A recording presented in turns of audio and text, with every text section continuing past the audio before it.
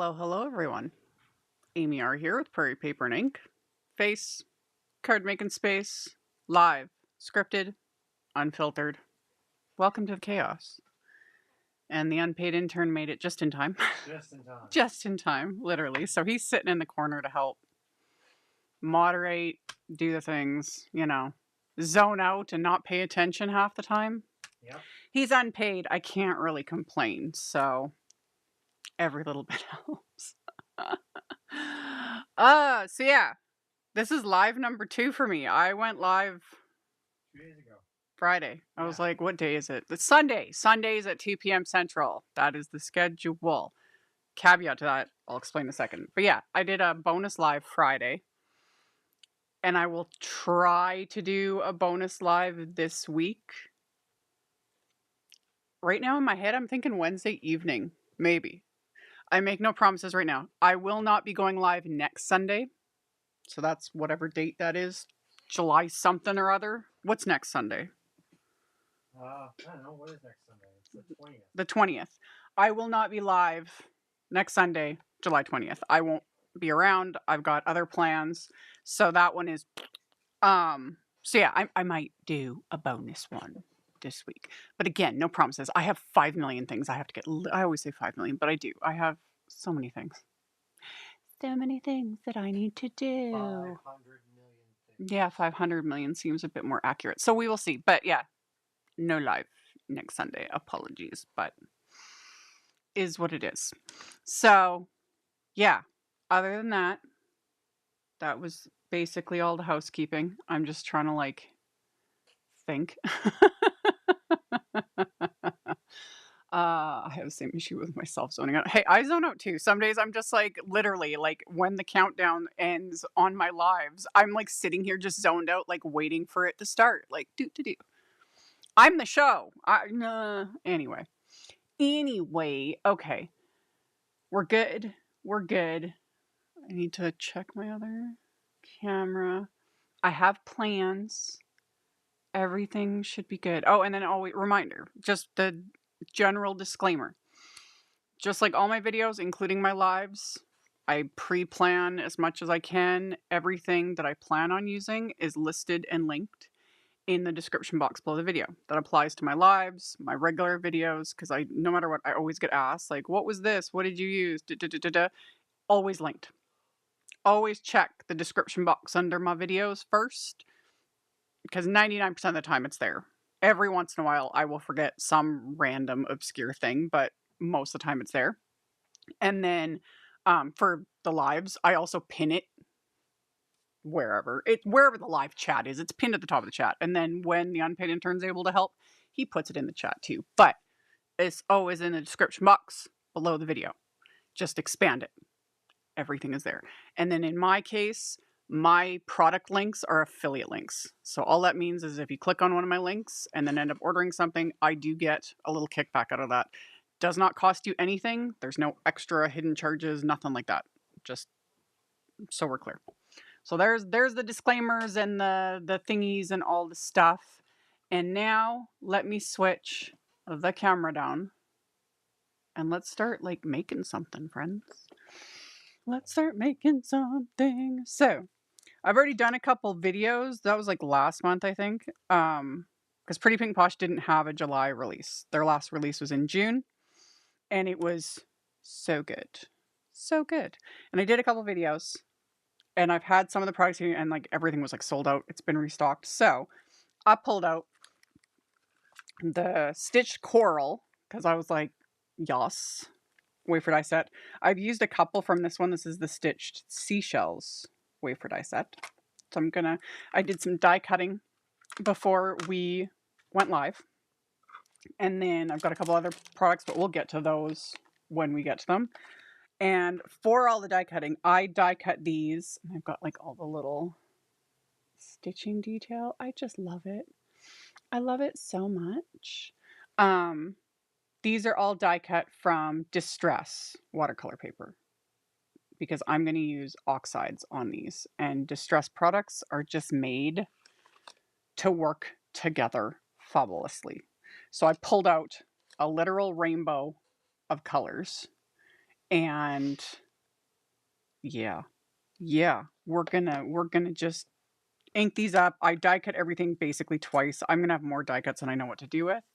But once they're done, we'll figure it out. I might get 2 cards. I most likely will get 2 cards out of this, which is like super fun. So yeah. And then if there are 2 cards, Okay. if there's 2 cards, that means there'll be 2 winners. I guess that was the other little like housekeeping thing that I always forget to mention. He puts it in the chat. But yeah, during my Sunday lives, doesn't apply to my bonus lives because I don't have him helping me. But during my Sunday lives, I do give away the cards I make. That info is also in the description box below the video. It only applies during the live because at the end of the live, he picks the winners randomly and then I mail them out. So, fun times. Fun times. So, let's just start inking stuff up.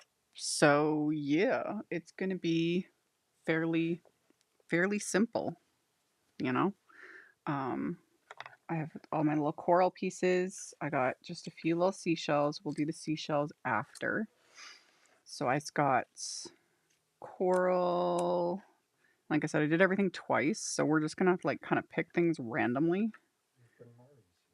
It's Mari here. Hello, Mari.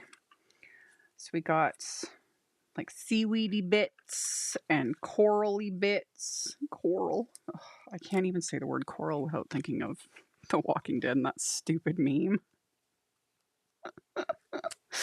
Anyway, okay, let me get my pieces organized, my brain organized, you know, all the things. Let's just commit. We're just going to commit, okay? So those ones will be green in the greens and these ones let's just start, okay? So I got some picked raspberry and then best investment I ever made with my distress inks. Oh yeah, distress inks. When it comes to inks, like stamping inks, because I get asked that is another major question I get asked, understandably so, because we have like 5 bajillion options now. When it comes to stamping inks, you know, we've got Simon Says Stamp and Altenews inks, and Pinkfresh has inks, and Concord and Ninth has inks, and many other brands have inks. They're all great.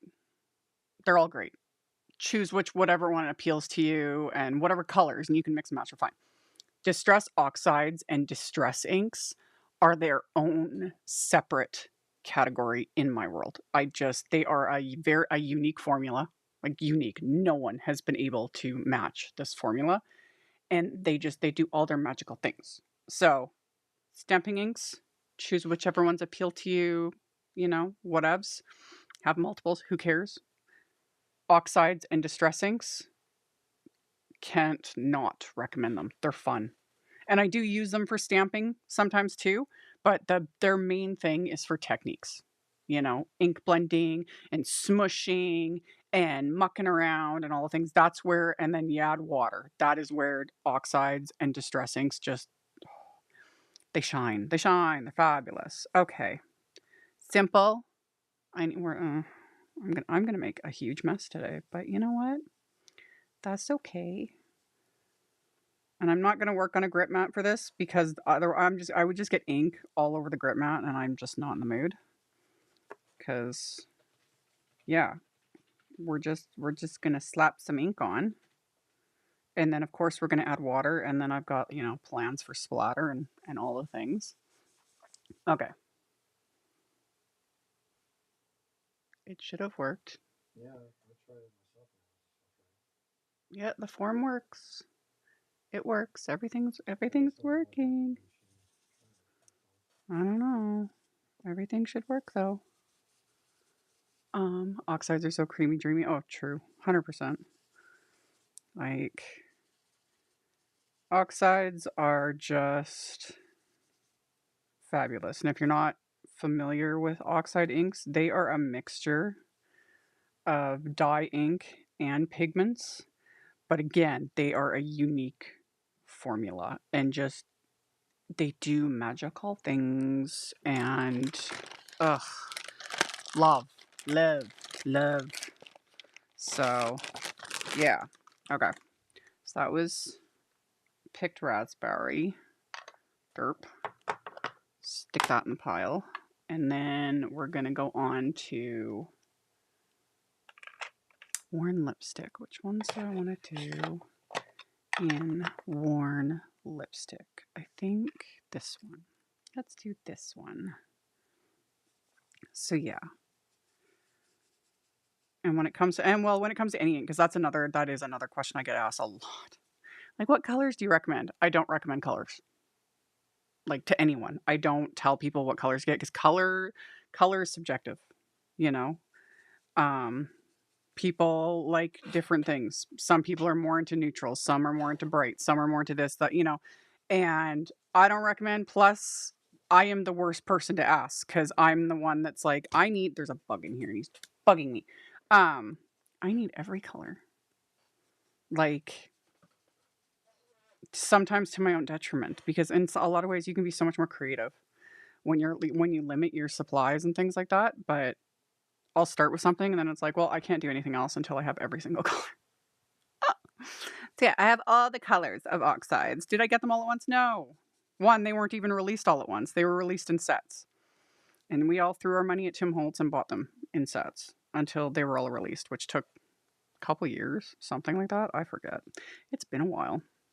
So yeah. Lerv. Oh, thank you, Susan. Thank you for the super chat. That's really sweet. I appreciate it. Thank you. Okay, that was worn lipstick. Only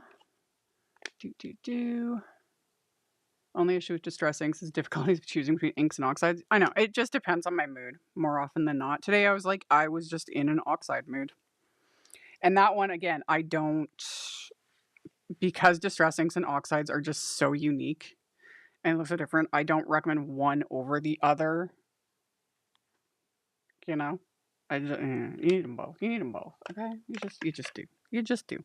Okay, so we did those ones, and then we need to do orange. So for that, I've got Wild Honey, and we'll do. Let's do this big guy. Let's do this big guy in Wild Honey. Okay.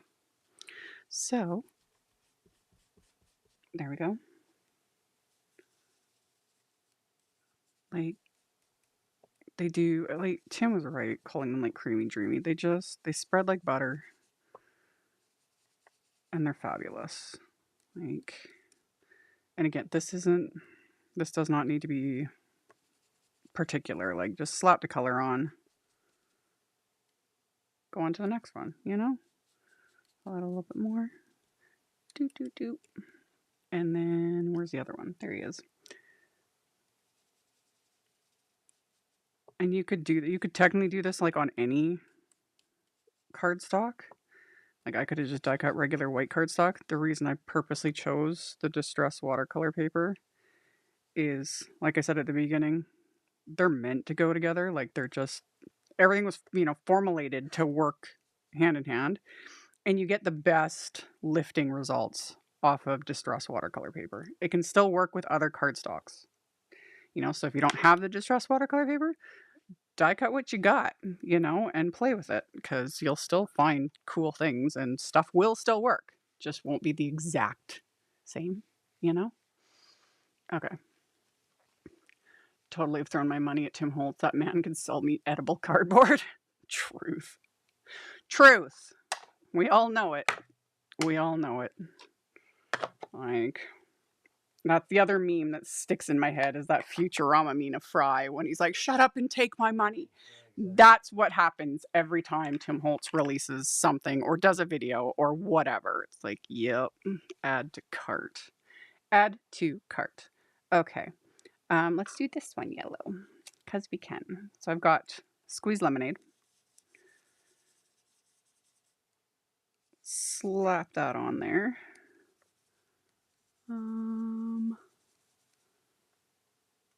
Still working on my Tim Holtz Distress Oxide collection. Oh yeah, like, I did that with all the Tim Holtz products, like Stress inks, the oxides, the sprays, everything. I just, over the years, would just build it up till I have it all. I haven't used my sprays in a while. I'm gonna need to pull those off the wall and play with those too. Not today. Don't have time for that, but that can get super fun too. You know? You know? Okay. Yeah, exactly. Just like Laura Basson says, they blend like butter. Okay, so we got yellow, and then we need to do some greens. So for those, we're gonna do peeled paint. There we go. Okay. And whatever color's already in the brush, I don't really care. Like, the colors don't need to be exactly accurate. And we had a whole discussion of this on one of my lives about me like cleaning my brushes, which I do not do. Still haven't done. I discussed it and I was like, maybe one of these days I will give my brushes a spa day and just clean them out. It wouldn't be like ever a consistent thing because I've been using these brushes for years. But I'm thinking it's time at some point. Basically, once it's driven me, completely insane. But it would be nice to give them a good cleaning just to clean out the buildup, because again, I've been using these brushes for years and there is just a lot of ink built up into these brushes. But yeah, I keep saying it, still probably won't do it. Like, really, who wants to like sit and wash brushes? Black. It's not fun. I'm like, it's like same with like the bath. Who wants to sit and clean a bathroom? Not me. We put all these things off until we absolutely have to. When I'm just like losing my mind, I'm like, we're living in filth, filth. Ah! And then both of us go to town and just start cleaning like crazy people. Yep. Was his Friday live 3.5 hours? Yeah, because my little bonus live, I gave him a 3-hour window. I knew that wouldn't be long enough. I still haven't had a chance to catch up on the last little bit. I'm going to. Because I was watching his live right up until I went live, and it was so good. It was so good. I'll get back to it. So yeah, his live is on the Simon YouTube channel because they did a holiday in July class. Oh, mwah, chef's kiss. It was awesome. I will get to it. Y'all, I really need more time in the day. Exactly, Leah. That's another reason why I don't clean my brushes. They take forever to dry. Like, forever to dry. And I don't have the time. I don't have the patience. I just can't be bothered. And really, for the most part, I've never really needed to. I just, every once in a blue moon, and it's usually like a really pale color, because when you add ink, even after like scrubbing off a brush, I just scrub it on a microfiber cloth. But sometimes, like, say I wanted to use a really, really pale green, there's a chance you go to use it and it'll activate whatever ink is in the brush, and then you don't get the color you want. But most of the time, it's like, I just go with it. I'm like, whatever. It's only those rare times where I'm really wanting a specific look. I want the color to stay true. That I'm like, oh, I should have like washed my brushes. But most of the time, I'm like, it's just meant to be. Who cares? Who cares? Things don't need to be perfect. Perfection's overrated. Okay, for these guys, I'm kind of more just dragging the brush in the direction of the pieces because this one isn't like super delicate, but it's finicky. So this works. Oh, and I'm using Mowed lawn, by the way. Love it. Fabulous. Okay. Oh yeah, like the thing with the brushes, and I really recommend these. You'd be surprised at how much ink they hold. That's another reason why I haven't washed them. Shameless plug. I don't have a link to this right now unless he ends up. It's the Positively Everything. Well, I don't even know what they call these anymore. I've had these for years. Positively with an AWS. Positively Everything.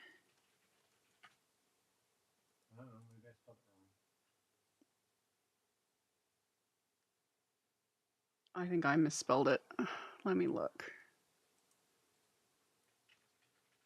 I added it. Oh, did you? You can do whatever with it. Anyway, so yeah, from Simon Says Stamp, they're little like silicone. I use these as like coasters. I have an extra one in my kitchen because these come in handy for opening jars. They're awesome. Anyway, this side with the raised nubbins, this helps if you are determined to clean your brushes. Something like this. Doesn't have to be this exact one. You know, something like this. Because then you put a little bit of gentle soap. Always use gentle soap. Do not use hot water either. Because hot water could start softening the glue that holds the bristles, and then your brush is going to fall apart, and that would suck. Anyway, gentle soap, and then work your brush into this, and this helps work it into the brush because yeah, like a lot of ink. So you got to scrub it. You got to scrub it good. This also applies makeup brushes. Not that I ever really wear makeup anymore, but when I used to wear makeup consistently, wash your makeup brushes, please, people. If you wear makeup consistently, wash your brushes. Especially if you use a foundation brush. Good lord, clean it. And something like this, same and exact same concept. Gentle soap, swirl your brush, and you may have to rinse and repeat multiple times to actually remove all the buildup. There's my little PSA for the day. Okay. Back to what I was doing. Doop.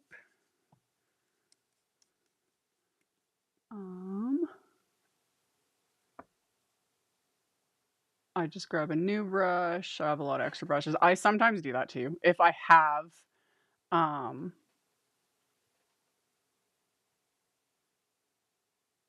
if I have I'll address that in a second. If I have extra brushes, I use alcohol in the spray bottle camera brushes. You have to be careful with that. If it's in a spray bottle and you're like, if you spray like a paper towel or a cloth and like that, I would not put alcohol into these. While alcohol would strip out color quite quickly, same thing. Because these bristles are glued, you do not want to get alcohol sitting in there. The alcohol will eat away the adhesive and then your brush is going to fall apart. But if it's something like, you spray a cloth with alcohol and then you give it a swipe, that's fine. That's fine. As long as the alcohol is not, penetrating and getting into where the bristles meet the base of whatever brush. Because yeah, all the brushes basically are the bristles are adhered and you don't want them falling apart. That would suck. That would really suck, So, yeah.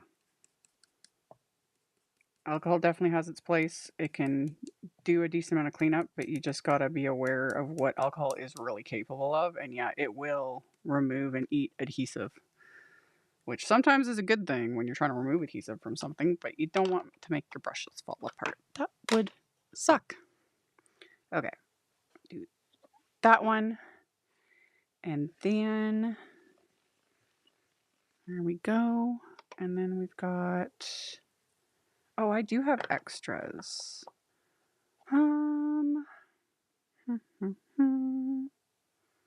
Which one? I want to do these guys. I need another color. Who'da thunk? Yellows, pink. Let's do violet, blueprint. Ooh, that could be pretty. Let's do a band in coral. Coral! I haven't even watched The Walking Dead in like 10 years. Good. I have like so many shows to catch up on. Okay, we're gonna do coral. Coral. Y'all, I need a vacation.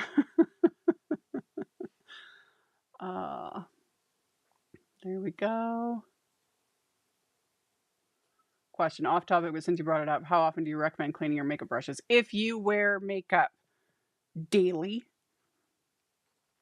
I'd be cleaning those things at least every week to 2 weeks. When I used to wear makeup all the time, which that was back in like my literal previous life, and I used to wear heavy makeup, but I will say, and it's true though, because people would call and they were like, "You don't look like you're wearing." I was really good at putting on makeup.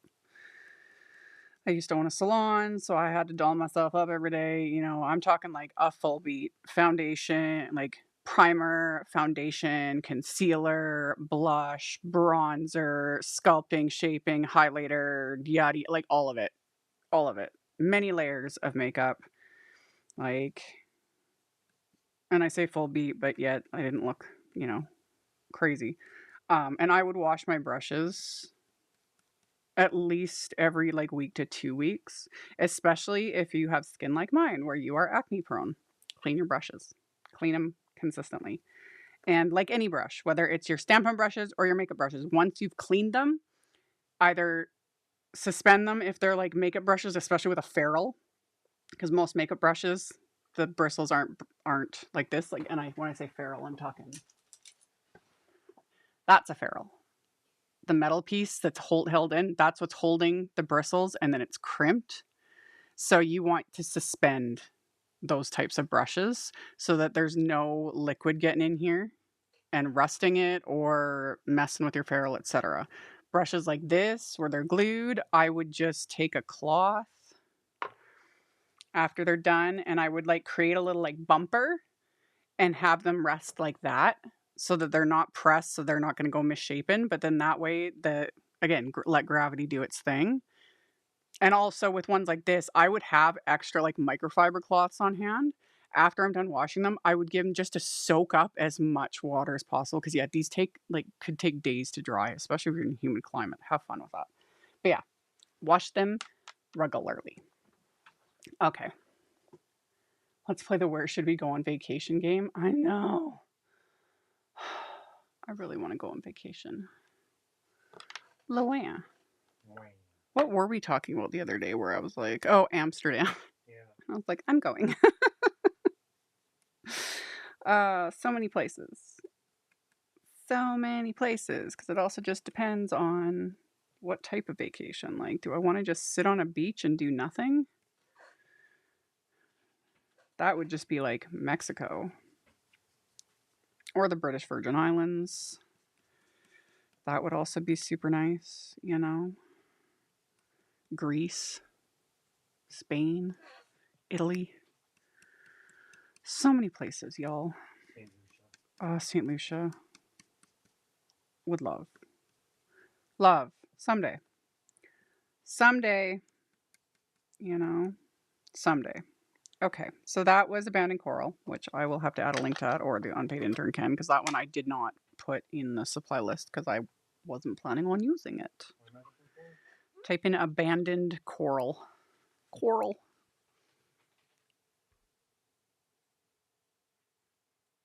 Yeah, Abandoned. And it's the Oxide, the one in from the far right on the top row. That one. Okay, we're good. Now we're going into Mermaid Lagoon.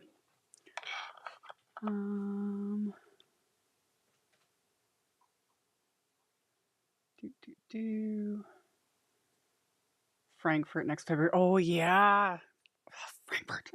That's for the creative art, the Art World show. Yeah, no promises on that one. I would love to go to Creative World. Oh, that would be fun. Fun. We'll see. We'll see. I have no idea. I don't know what's going to happen a month from now, let alone planning like things for way down the road. We've learned not to plan stuff because life just is like, ha, that's hilarious. And then everything gets ruined. So we shall see. Okay, so Mermaid Lagoon.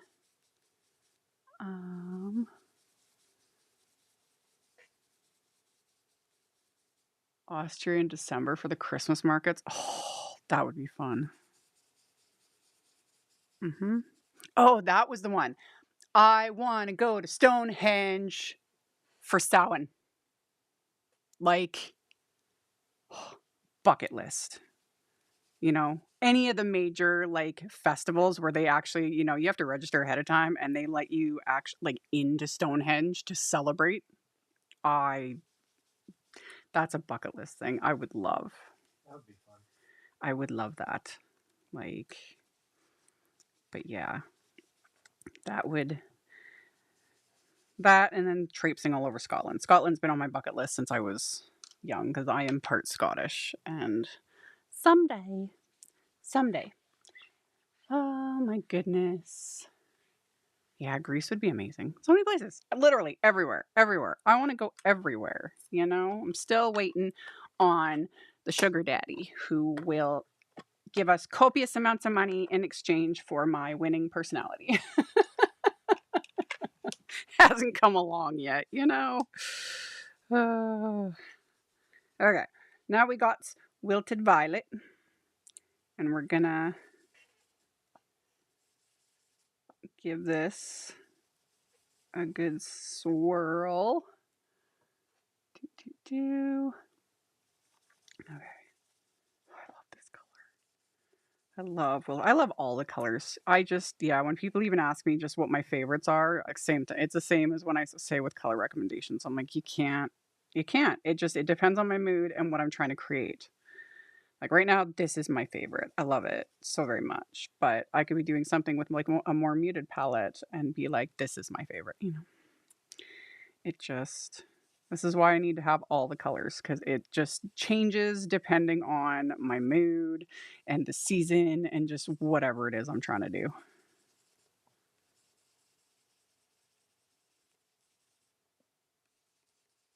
Love it. Well, that sucks, Marilee. I'm just going to keep putting it out there, though. You know, maybe someday some rich benefactor will see my crazy content and be like, you know what? I am going to leave them my entire fortune. You know, it could happen. I think. I don't know. Either that or maybe they'll leave me their entire fortune in exchange for me just shutting up. That would be more likely. Anywho, okay. So we has all our pieces. And now we just need to lay them out. Probably do this in little batches because that'll make things easier.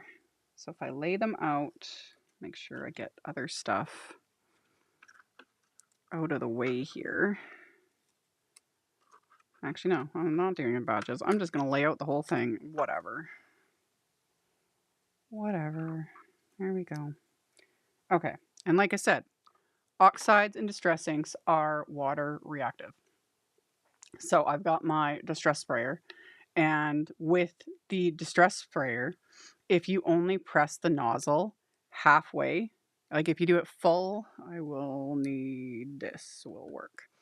If you spray it on full, it's a spray. But if you only press the nozzle halfway, which you can't see it, but if you're only pressing it halfway, it creates droplets and splotchy bits. So that's what I'm going to do is I'm going to hold this up and only spray it halfway to create the droplets and the splotchy bits. So you hold it like a foot or two above and I wiggle it back and forth when I'm doing it too so that all the pieces are going to get droplets and splotches and all the things. And because this was all done with Oxide ink, it is water reactive, immediately water reactive.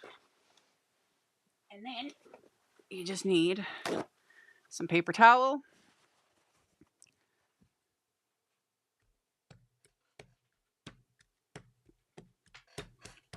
And the paper towel just absorbs all that excess. And then you get all of that texture. Love it. Love it. So yeah, this is why I love distress and distress oxides. You know? Like so simple. So then we just need to let those like fully dry. They're not, soaking wet or anything, but we just need to let them dry. So we got those. Oh, these ones really reacted. Like all that little water smushly bit.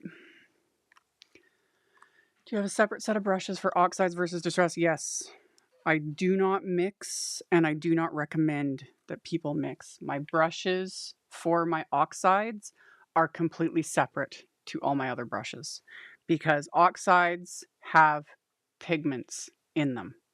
And if I was to take this brush that I use in oxides and swirl it in a green distress ink or just a green dye-based ink, the pigments from the brush would transfer to that ink pad. It's not the end of the world, but over time you can wreck your other ink pads because those pigments are just going to get deposited into it. If you do it accidentally, like say this is a distress ink and then you see those pigments sitting there, you can just swipe it with a paper towel. It'll probably be fine. You know, not a big deal. It's not the end of the world. It's not like it's instantly ruined. But yeah, I have separate brushes for my oxides and then a set of brushes for my dye-based inks. And because I'm extra and I do this as a job, I actually have a set of brushes for distress inks and then a set of brushes for all my other, like my Simon Positively Saturated, my Concord Ninth, like, because those are a very similar formula, if not the same. So I do have separate brushes. Okay, so those were all the coral bits.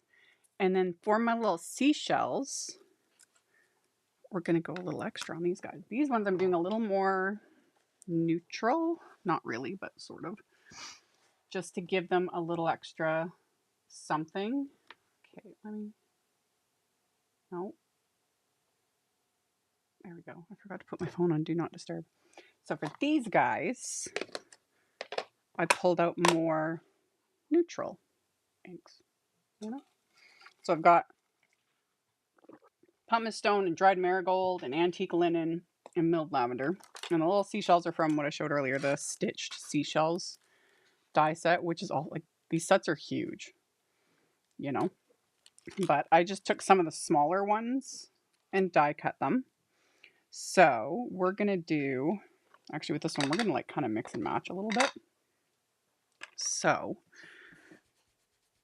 and this is what I mean. I need to like scrub off because I've got the wild honey shade on this brush. So I'm just scrubbing it on my microfiber cloth to try and remove as much as possible. But at the same time, I'm not super concerned.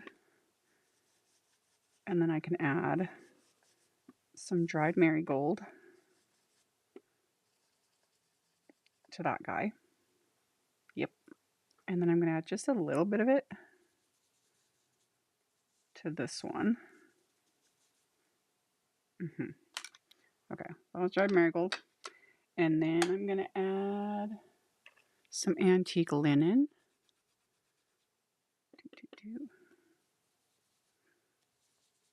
Which will also have whatever brown is left over on here. Don't overly care. Yep. So that's those two. And then and then for this guy, we'll use some of the pumice stone. And whatever's left over on this brush, which was much darker. Meh. And you know, I'll even add a bit of the antique linen to this guy too. Like that. That works.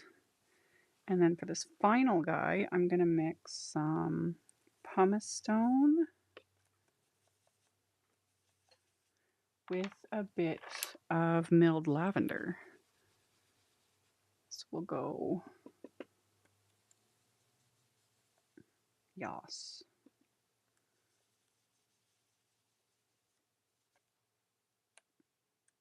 Love it. So we could leave it like this. We could do the, like, spray it and splatter it too. In fact, I will. Why not? We'll do the spray and splatter because I really do love how that looks. And then I want to, like, zhuzh them up even more because I can. So we'll set those like that. I'll get my brushes out of the way. Where's my, there it is. Give it a little splattery bit. Just reuse the same paper towel, just find a clean spot. There we go. Love. Love. Wow, you're yawning? Yeah. Am I that boring? No, I'm just enjoying your content as we speak. Okay. Yeah, I can't not use the splotchy bits. This guy didn't get enough, so we'll just give him a little bit more. There we go. There we go. Okay. Much better. So, like I was saying, oxides have pigments in them. So normally I would not recommend using like alcohol markers and stuff on top of oxide inks because again, the pigments in oxides or just pigment-based inks, pigments sit on top of the cardstock and those can start interfering with other things. However, what I'm just going to add a little bit of details with some Copic markers. I'm just going to grab some at random. No rhyme or reason. No rhyme or reason. Just to add little bits of, like I said, just little extra detail. And because I'm only doing this little bit, I'm not super concerned. I also don't normally like using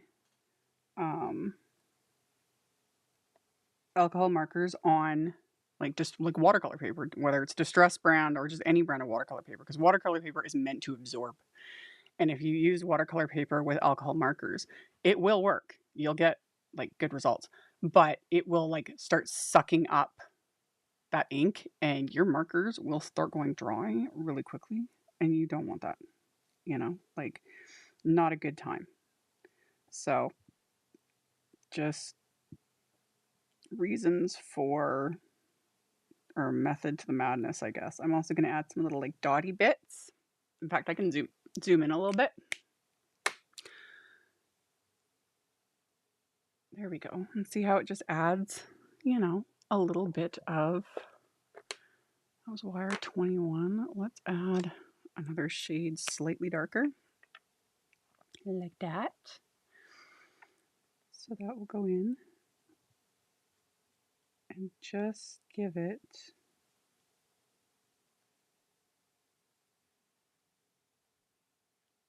those extra little details.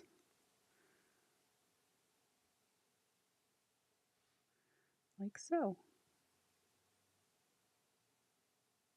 For something like this, you don't really need, any fancy coloring skills because it's just kind of following the little pierce line details and whatnot.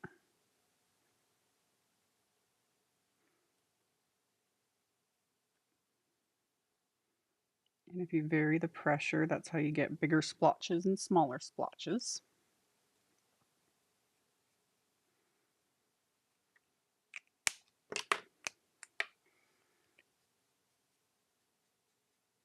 There we go. There's that guy. He's got all his little like detail. And then for this guy, let's use a warm gray. Same thing, we're just going to kind of follow where the stitch lines are. So it's just kind of emphasize that stitch line and just give it that little extra something. And you could really use like probably any marker for this. Let's do W3. So we'll go in with the lighter one. Just to blend it out. But yeah, I don't have a problem doing this for little things like adding, these little bits of detail, etc. I just don't make a habit of it, like doing it all the time, because I don't want to risk absorbing those pigments into the brush nibs, because, alcohol markers, specifically Copics, are kind of expensive. They were an investment. Don't want to wreck them. So there was that guy. So that one's got his little bits. This guy, let's do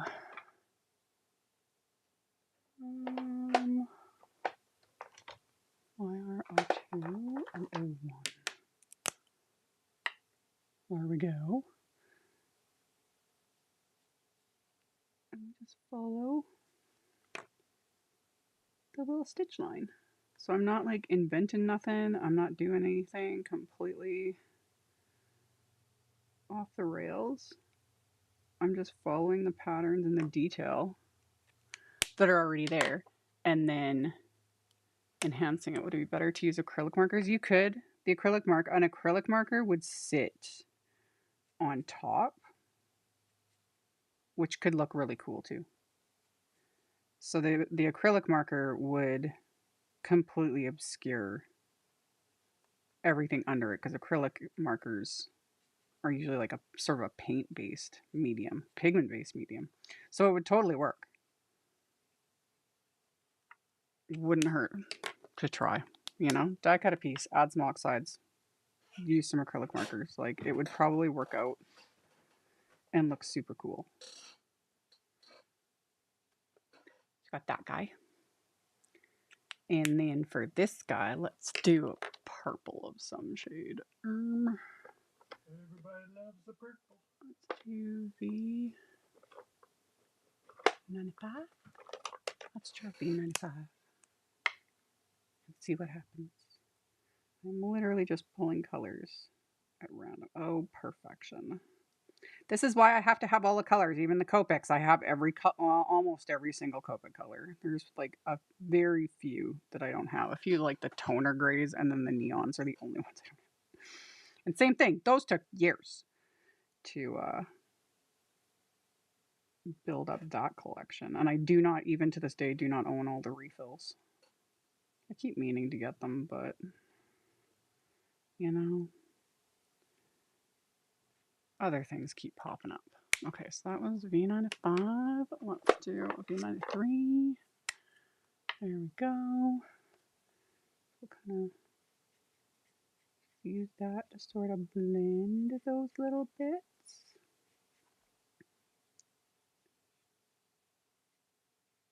Just like that. So we did that. I'll go back in with the V90. No. Do I have a darker shade?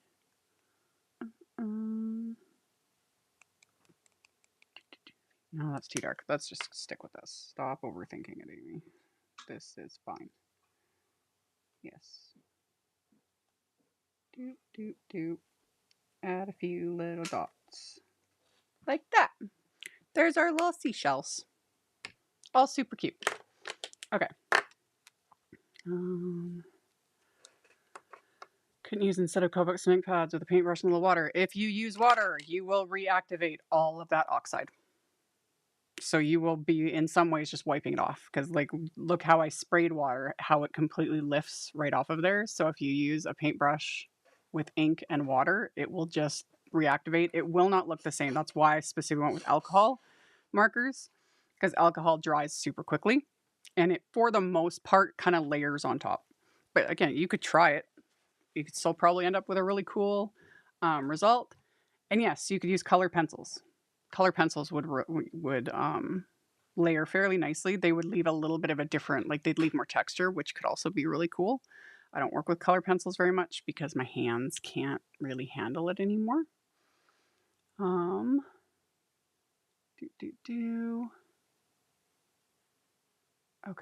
Okay. So let me zoom back out. So I've got all these many pieces, and then I need my backgrounds, which I die cut from sea glass cardstock, and I used the stitched torn rectangles wafer dies. These came out a couple years ago. I'm not sure when. They've been out for a while. So I used the largest one and die cut the sea glass cardstock, so it's got, you know, like a torn edge sort of a look to it with the piercing detail. You know, fun. And we'll do one portrait and one landscape. Just cuz.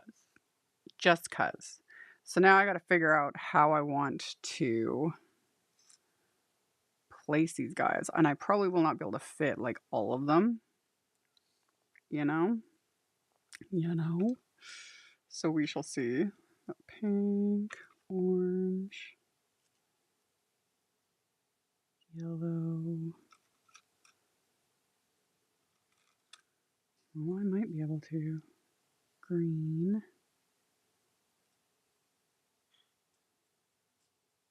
Green.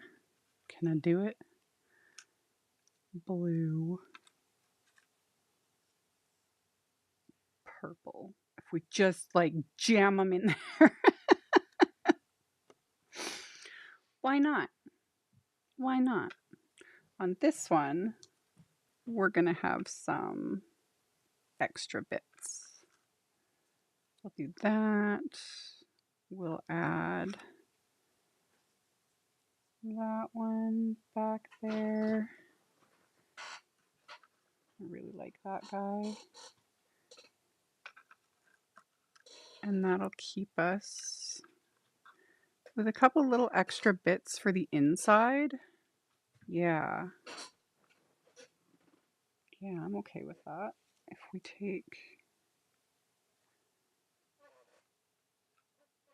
how do I want to do this?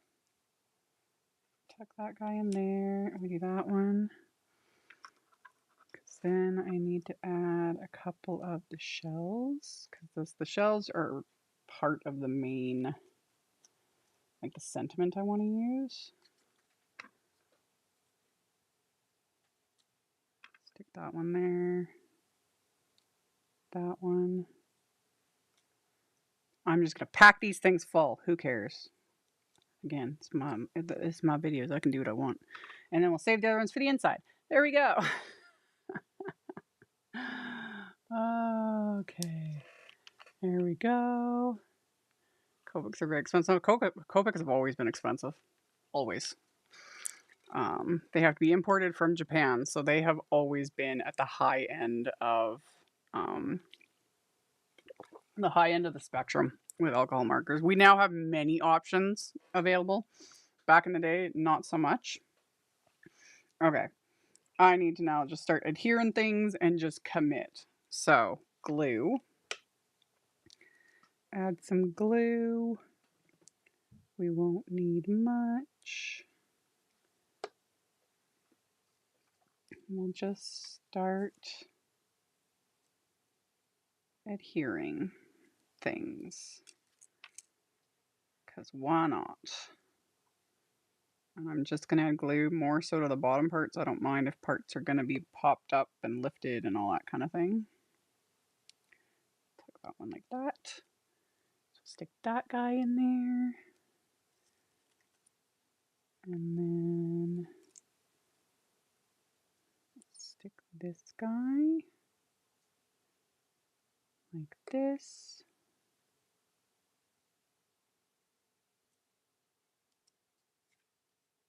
And we've got that guy like that.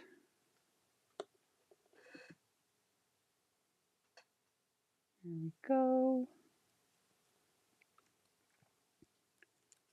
And we'll have that one. Kind of tuck him in behind things. It's kind of similar to like flower arrangements, which I've talked about that. Not really my forte, but I'll make it work. Ooh. Get him into place. Like that.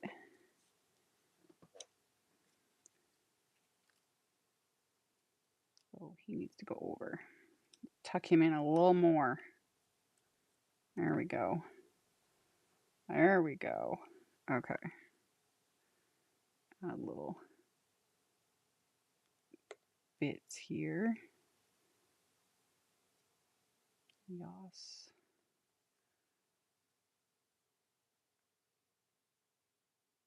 Yep. Yep. Okay. So we're just going to have a couple of very packed card fronts.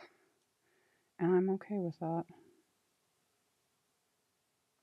Here we go. And that guy will go on top. The glue.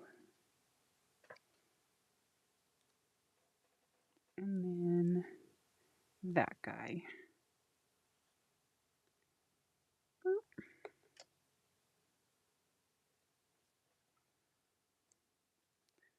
And then these guys, I'll pop up with little thin foam squares, just because I can. Maybe I want to put him on this one. Yes. Yeah, that's what I want to do. So we'll put this guy, thin little foam squares, just to give him a smidge of dimension. There we go. Like that. And then, doop.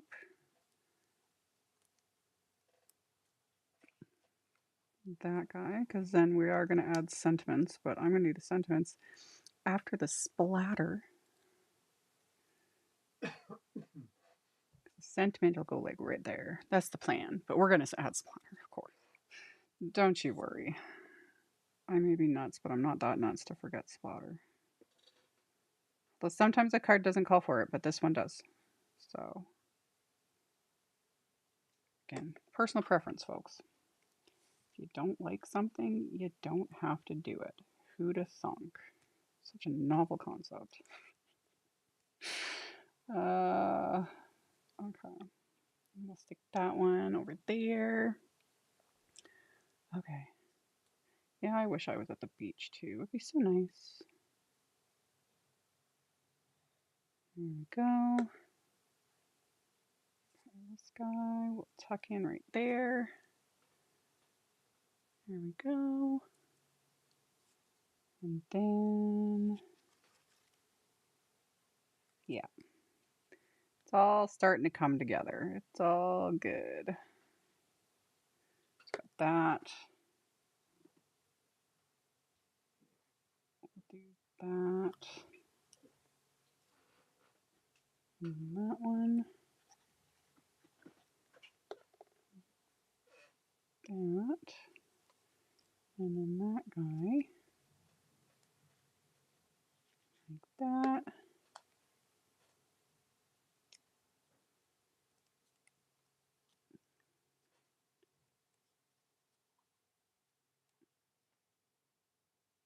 Yep. Okay. We got little thin foam squares on this little guy. Doop. Doop.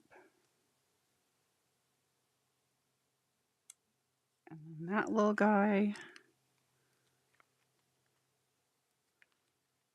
Just like so.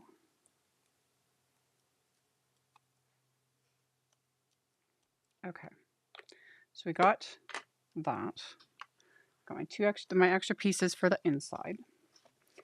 Then I've got my card bases. And I want to add these to the card bases before we add the splatter. As always, method to the madness. So I made my card bases out of the same sea glass cardstock. And then we'll pop these up with some Big Mama foam tape just to give it, again, a little bit of dimension without creating a ton of bulk. So just get this in place like so.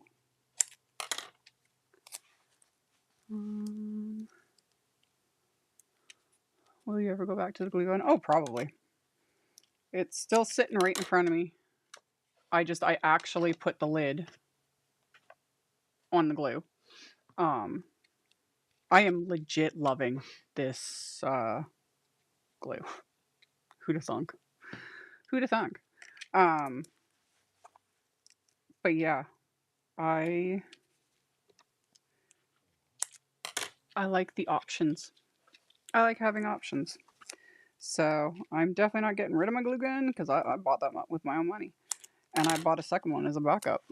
So I and I also have like a ton of craft tacky glue because I stocked up. I've talked about that. Angela, thank you. Thank you. Thank you for the super chat, Angela. I appreciate that. Do you still do the press and seal trick holding everything in place? Sometimes. Not very often. The thing too you need to remember about the press and seal trick, which if people haven't seen it, you can use. This is a very like janky way of showing it. Let's say I did my whole layout without glue. You can take press and seal. Press, and it needs to be press and seal. Like regular cling wrap isn't going to work. It's got to be press and seal. And if you take it and let's say these guys, like I've got my arrangement. I don't want to, you know, you've done your whole layout. You got it the way you want it, and you don't want to mess with it because if you're anything like me, it's like I will forget the second I start pulling it apart. So you can take press and seal, and what you can really do is say you've got your layout. Let's say this is how I was going to do it. I was going to do it just like this. You can keep your card front in place. You can press the press and seal right onto your like work surface and then press it onto here, onto your pieces. And then by pressing it onto your work surface, you can create a hinge. So then you can add adhesive, whether it's foam squares, glue, whatever you want to do, to the pieces that are in the back. Press it down, let the glue dry, peel off the press and seal, and repeat. So it's a great trick. The only thing I would recommend is if you're doing like specific pieces like this, make sure they're dry. You do not want these to still be wet because if they're still wet at all and you press the press and seal into them, there's a good chance that when you go to peel off the press and seal, it's going to peel off, like shred. So just make sure it's dry. And then with me, press and seal, I keep all of it. I press it right to the box. I keep a box of press and seal here in my office, like right on my desk. There we go. And I don't do it very often because it's not even like confidence. I am an agent of chaos. So I'm like, I just go with it. But yeah, it definitely works, especially if you have a very intricate, lots of layers, lots of pieces. That trick works really well. In Saskatchewan, you have to stock up on liquid adhesives. Oh yeah, 100%. Like, and especially because I do this as a job. I make a lot and I cannot afford to run out of things when I am ordering, from Simon Says Stamp, etc. It takes like a good couple weeks at least for things to get here. And yeah, so my most used stuff, my cardstocks, my adhesives, etc. I have a fairly large stash of those kinds of things. Okay, so there's that guy. And then Andrea explained why I used watercolor paper. I explained that all when I was using it. You get better results with the lifting of the water. So we got, okay, make sure my card base is in the right spot. There we go. Okay, so I got those. And then I need to do, there we go.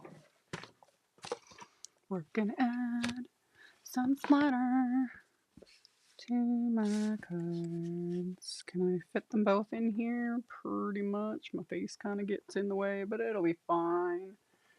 We're gonna do 2 kinds of splatter because again, I can do what I want. Okay, let me get all the stuff out of the way. Here we go. Okay, and then white gouache.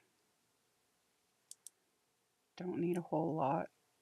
I used to joke that these tubes were like a multiple lifetime supply. I have already used up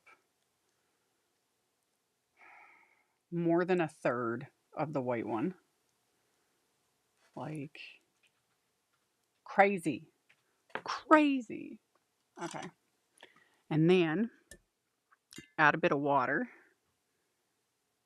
with my little fan brush just to thin it out a bit. It just gets it into a thinner consistency to do a decent splatter.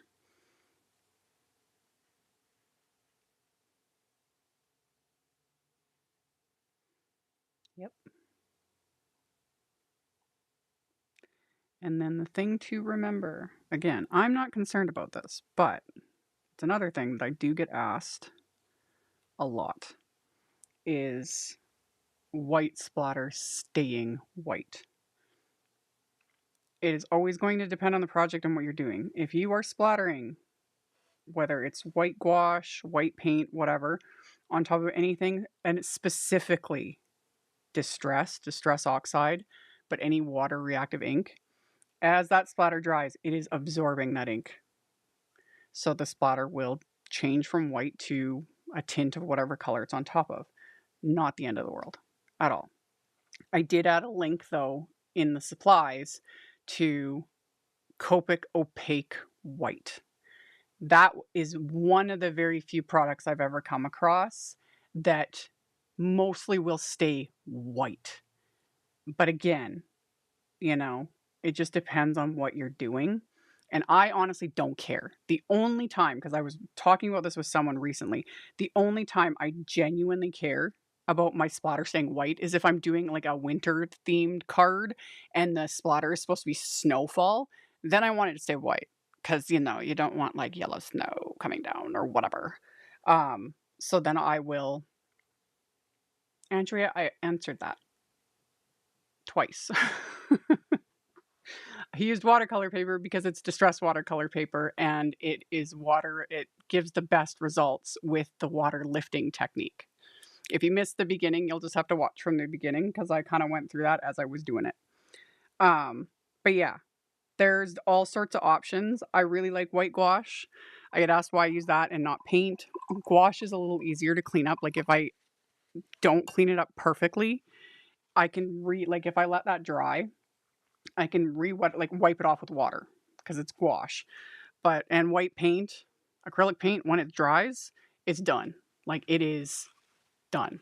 So yeah, that is one of the ways though is to use like Copic Opaque White if you want to keep your splatter white. I just don't use it consistently because you get like it's a tiny little bottle. And if I was at the rate I go through splatter, I would be going through bottles of that like probably every month. Whereas a big tube of gouache, this stuff has lasted me now, goodness, a year and a half, 2 years now. I forget when I bought this stuff.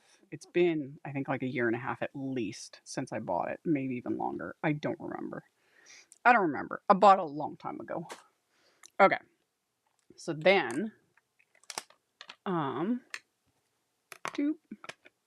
I'm gonna use black, just a little bit, not a lot. The black splatter always freaks people out, but I recommend you try it. It's kind of fun. Doop. Put the lid on. So the black gouache, I didn't add as much to my palette because I'm not using as much. With the black gouache specifically, this stuff is insanely pigmented. It does stain, like it has stained my palette. I don't care. It's just something to be aware of. And yeah, I love our neighbors so much. He was building something to stop his animals from getting Oh, well, then I won't dislike him as much. If he's doing it to keep his animals contained. Wonderful. Wonderful. Anyway, black splatter. I am going to be, hopefully, my microphone isn't picking up that noise. That should be fine. Lighter handed with this. I'm not going like rah, hardcore. I just want a little bit. Just a little bit. You know?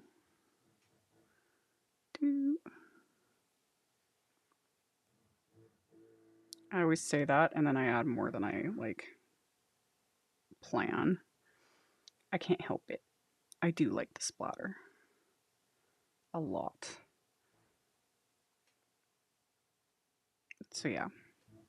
And is splatter for everyone? No. Some people absolutely hate it. I can't believe the amount of controversy I've had to deal with since I have embraced the splatter culture.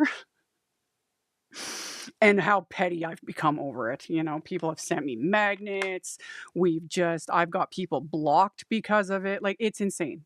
It is insane. The drama and the controversy around splatter.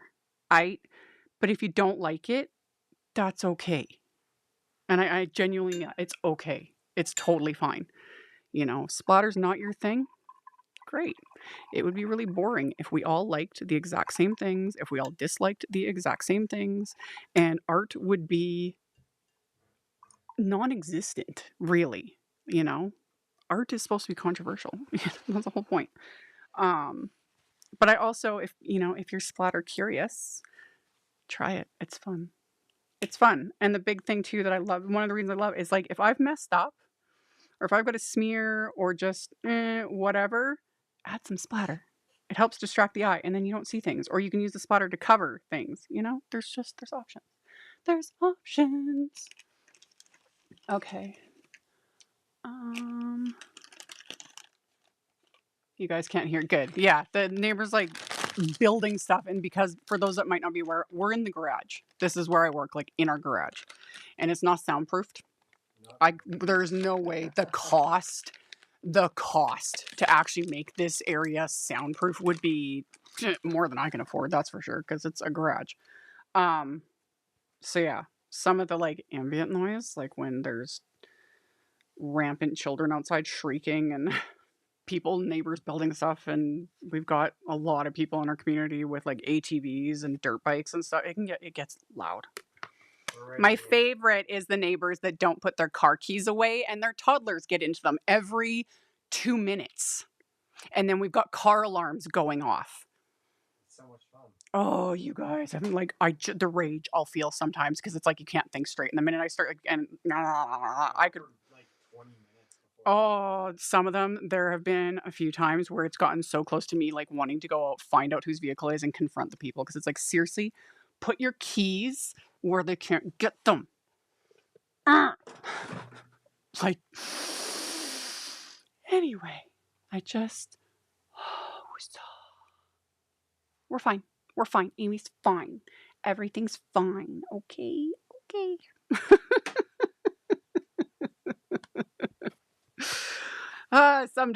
Some days, everything is nuts, but there. So we've got that. Just, not crazy, man.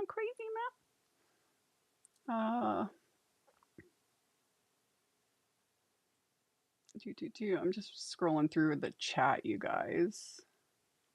Yes, Louise, and that's just it. If you don't like splatter, hot tune, don't do it. Nobody's forcing. That is literally even remove my pettiness because I'm petty because of the hate, literal drama, insanity, and it wasn't even the stuff that was directed at me. I don't even care. It was because that person like went after smaller creators. Like it got nasty, and that was part of it. And then I've also had other people just very passive aggressive and just rude about splatter, and like literally like.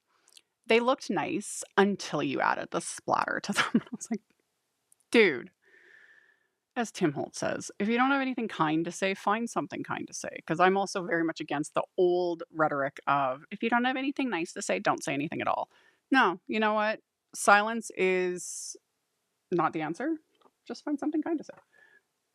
All that to say, though, if you don't like splatter, don't do it. If you don't like a rainbow color combo or whatever, don't do it.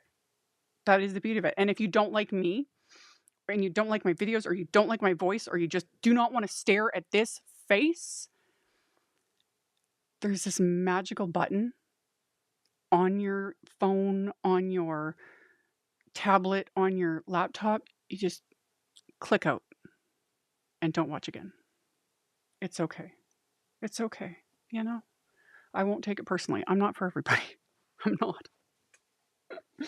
I ask Chris all the time, I'm like, why are you with me? The answer is very complicated. It's very complicated? Okay. He's just about as crazy as I am, just in his own way. It's all good. Anyway, splatter's pretty much dry since I did the splatter first because like it needs time to dry while we do other things. But then I go on like 5 other sidetrack rants and all the things, you know? Again, people, welcome to the chaos. Welcome to the chaos. Who doesn't like rainbows? Be scared of oh, you'd be surprised. Some of the ugliness that comes, especially when I intentionally tie in rainbow colors with pride. I have received some outright, and I will say it right here, right now. I don't care. You can unsubscribe from me and go away. Right? Full stop. Like, we are accepting human rights are human rights, and love is love. You know?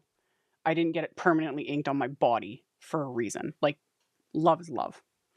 Because that one people have gotten nasty over that over the last few years, and I just hate is not welcome here. Anyway, last rant. Let's do our sentiment. So, this is another little set, and I haven't even used this. Like, if you don't want to do the big die cuts and stuff, or if die cutting is not your thing, there's this cute little stamp set, and it's adorable, and I need to use it too. This would look really cute. White heat embossing these onto the distressed watercolor paper, and I've shown this in like videos in the past, watercoloring them with Oxide inks. So white heat emboss them, smush these, and then use that to color them in. Oh, that would look so cute. So cute. So cute. So, ideas. But anyway, I pull it out to use the sentiment. And in fact, I don't think I can do this on one piece. I don't even need 2 pieces. I save all my cardstock for all the things. And I need a little block. There you go.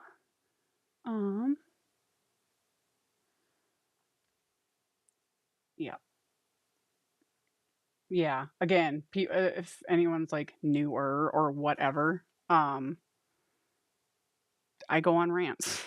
That's me on a daily.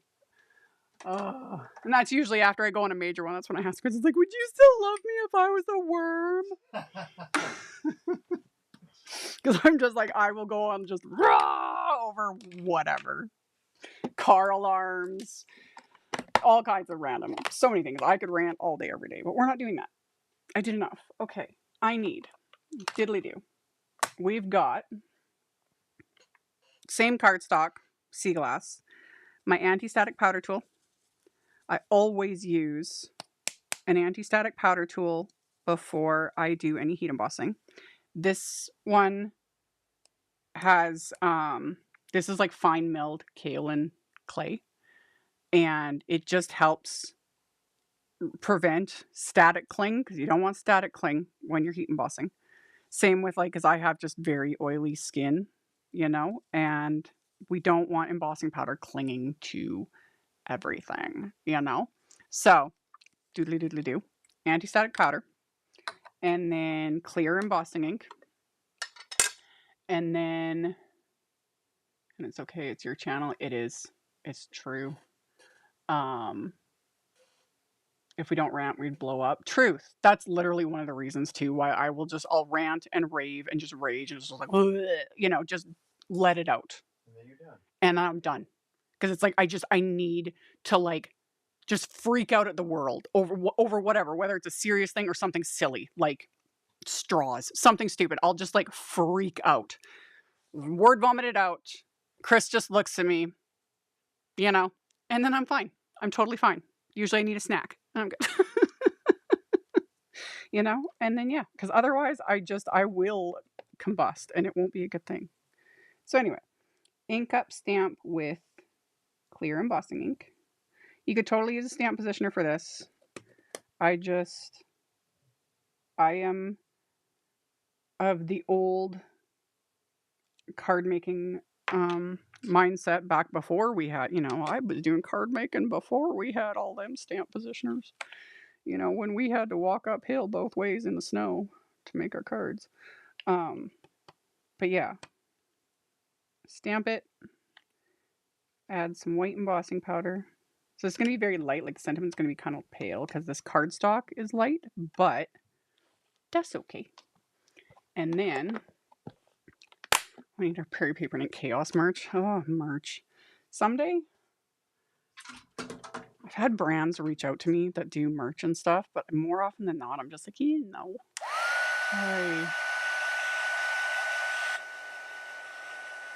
The spider freakouts, that's a whole separate. Spider freakouts usually involve crying. You know, just, no.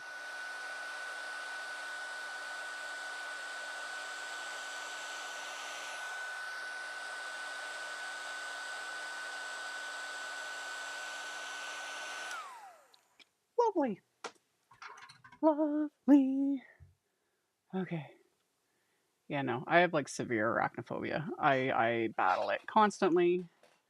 Um, and that's one of the other issues, like working in my garage. And I've talked about this. I've literally had spiders like fall down in front of me on my desk, and it just. And the minute I say it, I always have to look up and make sure there's none dangling. Don't like it. Like, and it's not one of those things where you can just get over it either. Like, serious arachnophobia. Trust me, I've tried. It's not good, man. It's not good.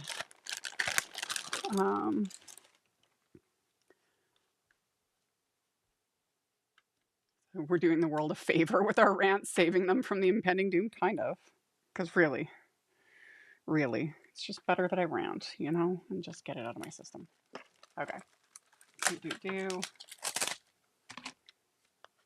Yeah, I could, instead of just saying like that's how I just title my lives. It's like craft and chat with AmyR. It should be like sit and watch AmyR go completely insane. Make it a different demographic.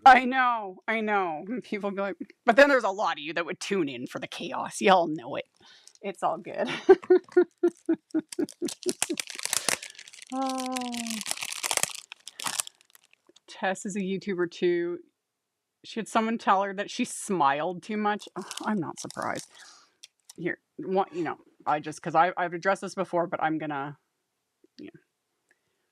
because someone else, not here on YouTube, but it happens a lot on YouTube, but someone I know posted about this on Instagram just the other day. And he's getting back into card making because he took some time off. You know, life happens. And, you know, he had said like that was one of the reasons why he stepped back for a bit, is because like the hateful comments and the negativity was starting to take a toll. And basically what I said to him was, one, I was really glad to see that he'd come back into it. He's a really good card maker, and I always love to see new people coming, or people coming back into it, all of it. When it comes to negative comments, and this applies to whether you are a YouTuber, like a creator that puts content out there, or you take photos of your cards and you put them on Instagram, or you share things on Facebook. You know, we're all on social media. We're all sitting here on social media. You know, people can leave comments. When it comes to negativity, I firmly do not subscribe. That's another thing I don't subscribe to, is that the account of just ignore them. Like, just ignore them. Just ignore the trolls. Just ignore them. No. One, silence is complicit, you know? And there are times where they just do need to be just deleted. Because more often than not, someone who is trolling or being negative or anything else, they are looking for attention. So deprive them of that oxygen, you know? However, there are times where I shine a light right on it. I will screenshot. I've mentioned this before. It takes me all of like 2 minutes usually to find someone's real name, location, where they work. You know, because especially in card making, it's not that hard. But the biggest thing to always remember, and I say this to other people who are putting themselves out there, whether you are just posting photos of your cards or, you know, sharing what you make, you know, just being a nice little positive light in all this chaos. The negative comments, whatever it is they're saying, is a direct reflection of the person leaving the comment. It has nothing to do with you. It has nothing to do with what you make. It has nothing to do with your personality, how you look, anything. It is 100% a reflection of the miserable person sitting behind the screen. You know, because if you are happy and content and trying to spread joy, you're not going on there and being like, you smile too much, you talk too much. Like, look at you. Man, I hate splatter. Blah, whatever dumb crap people can think of. If you are a happy person, if you are content in your life, you won't be leaving nasty, rude, bigoted, defamatory. I could go on and on and on because I have received all manners, all the way up to full on threats, threats of violence, threats of death, threats of being raped. I have received all of that in the 20 years I have been making. And again, I'm a card maker, folks, but I have received all of that. Do I have a thick skin? Yes. Does it phase me 99% of the time? No. Like most of the stuff, I don't care. I don't care. I really don't care. But it's still a real human being behind that screen. The person who put that stuff out there is a real human being that still has to deal with it. Either they have, they're going to see it, they're going to read it, and they have to choose whether they want to just, delete, ignore, all the things, So I just take it very personally as someone who's been here for a long time. I am an elderly content creator, I've been there, done that. And I have literally watched other card makers get driven off the platforms, like they've completely quit and moved on to other things in their life because the hate comments got so much for no bloody reason. So that's why I had to just meh and address it again. The vast majority of you, awesome, especially in card making. The absolute vast majority of card makers, our niche is very unique. Our niche is very small. There's not a lot of card makers. There's a most average person, you talk to them and it's like when they ask me what I do for a living, it's like trying to explain to them, it's like I make cards and they're like, what? People don't understand. And that's fine. That's fine. But we are a niche community and the majority are awesome and positive and good. There are those very few that are just miserable. And I will honestly say there have been times where I have clapped back at some of the negativity. Like I have responded and ripped them a new one. Because it's like what you said was highly, da-da-da. And again, it's funny. There have been times, it's rare, but the person comes back and actually apologizes and admits that they were having a really bad day or they were going through a really bad time. It's no excuse. It isn't. It's no excuse. But a lot of times when I've clapped back at them and they realize like I'm a real human being. You don't just get to like spam out the world and because you're having a bad day. Because something's not going good in your life or because like if you're having a bad day or you're going through a rough time, therapy does wonders. And then in a perfect world, I would take all that stuff and show it to their mothers. Because you can believe if someone ever came up to me and was like, your kid said, I don't care if my kid is 5 years old, 35 years old, whatever. They would have a reckoning with their mother because I didn't raise my kids to be trolls. So, okay. Anyway. Oh, yeah. I rip people a new one. I clap back. People don't appreciate that. And again, in card making, because I don't put up with this crap. And I've literally watched people get like just heartbreaking interactions. And art is therapy. Art is fun. Card making is is such a great hobby. All the hobbies, any hobby. Hobbies are fun. That's the whole point. That's why we do them. So if someone wants to come around and be miserable and nasty and rude, and especially when they attack how someone's, you smile too much. That one just, how pathetic. How pathetic. You smile too much, or you're like, same thing. I've had so many nasty comments about my looks. I talk too fast. My nose is too big. Like all kinds of ridiculous things. I don't care. I don't care. But I will not put up with it.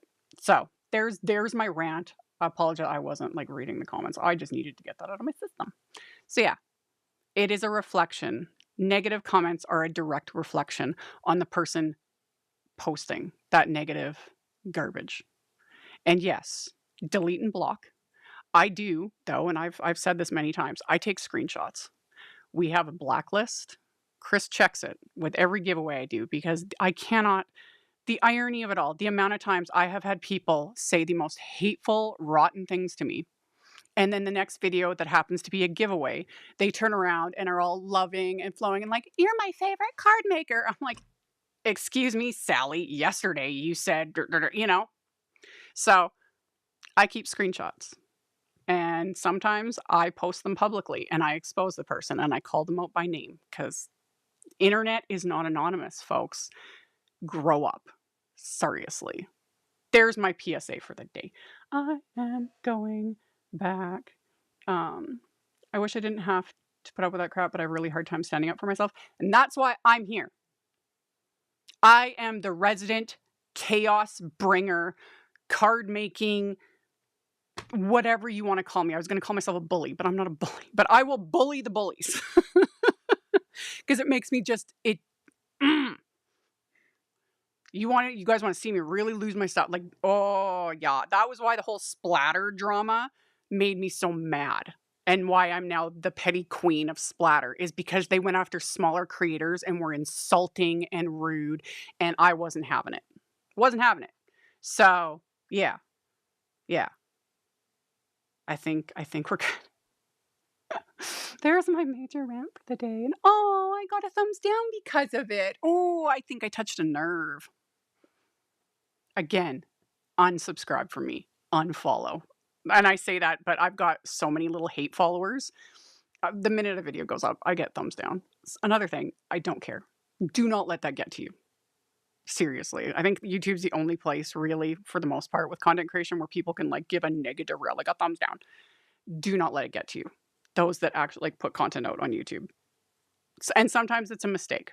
Sometimes it's a mistake. It happens a lot. I've literally had people like message me and they're like, I'm so sorry. And you can unclick it for one.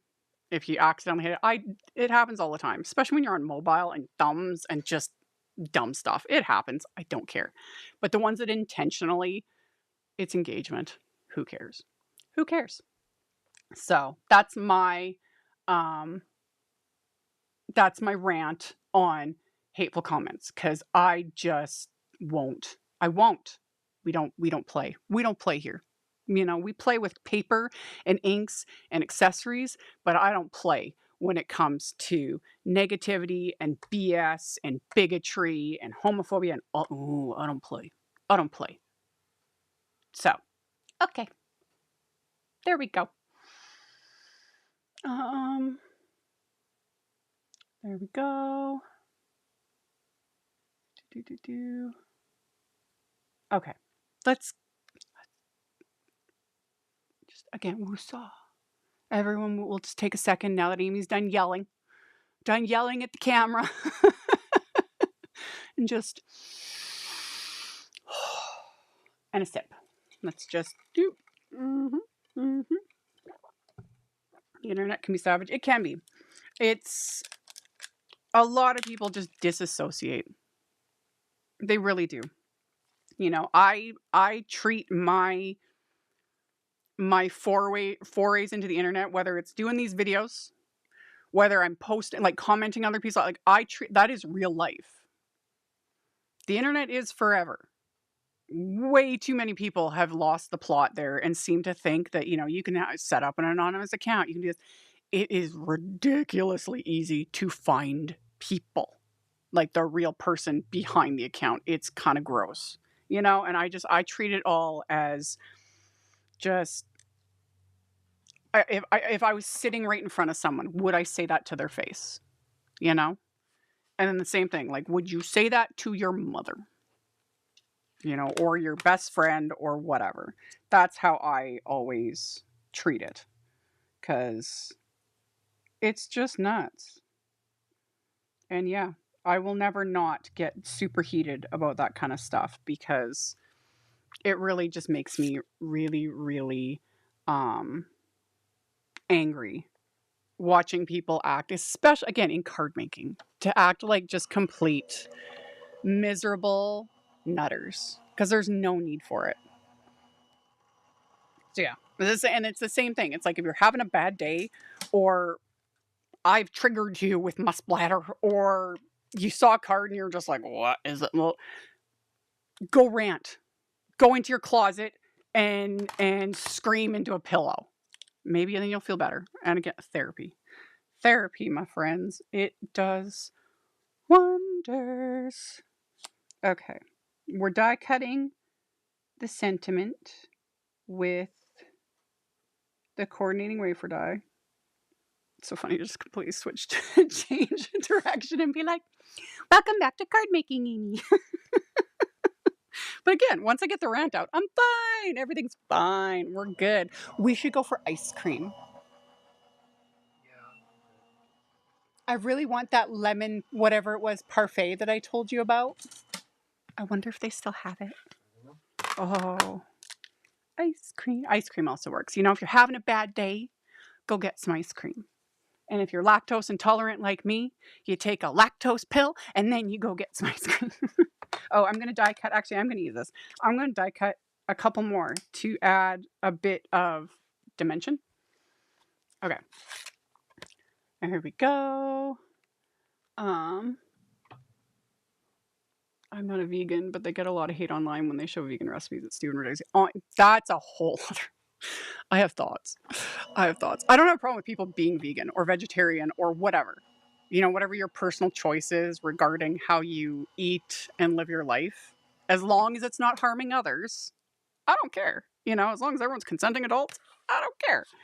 But specifically vegans, it just sucks that way too many bad actors, you know, you hear the word vegan and it just like, I'm like, because they just, why? You know? But it's literally got to the point where normal vegans are like, don't want to admit that. It's ridiculous. It really is. Because it's like, you don't need to make it everyone else's problem. Hopefully that makes sense. Parfait. Everyone loves parfait. Donkey and Shrek. Yes. That'll do, donkey. That'll do. I forgot that he said that. Yeah, parfait. Everybody loves parfait. It's true. We have an ice cream place like in a little small town. It's like a 20-minute drive from here. In fact, again, you guys, I'm all over the place. Welcome to the chaos. I took photos. I didn't post them publicly. We got parfaits from there recently. Is my camera going to focus? My photos suck. Mine was mango ice cream, like hard ice cream with soft serve on top. There was also like jelly mango chunks, toasted coconut, dried mango. Seriously. And then Chris got, this was the Biscoff one. So it was like, I forget what type of hard ice cream was in it. It was like some sort of hard ice cream, soft serve, the Biscoff like spread and chunks and a Biscoff. Seriously. This place, and they have like 3 menus that are, I'm not even exaggerating, like 6 feet high. There's like a million options. We've gone once so far. And we're like, we're going back. They have a key lime one that I was like, It was creme brulee. Creme brulee ice cream. Oh, yeah, seriously. Such good parfaits. Like, and you get an insane amount. Insane. So good. We're going to go for parfaits after this. I'm sweating from all my ranting. So I'm burning off enough calories to go get a parfait. Oh my goodness. Anyway, so yeah, we've gone once. We will go again. It was good. Okay. And then yeah, we still have our little local place that we walk to every once in a while that also does really good. They get in really good ice cream. And it's walking distance, so we'll walk there and we'll get a scoop of ice cream in a waffle cone. Love. So good. So good. I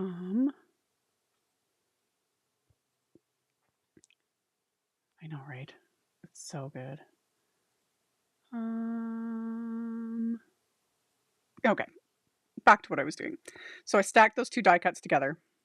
It just gives that a little bit more dimension. And then do that a second time with this guy. Derp. Like that. Like that.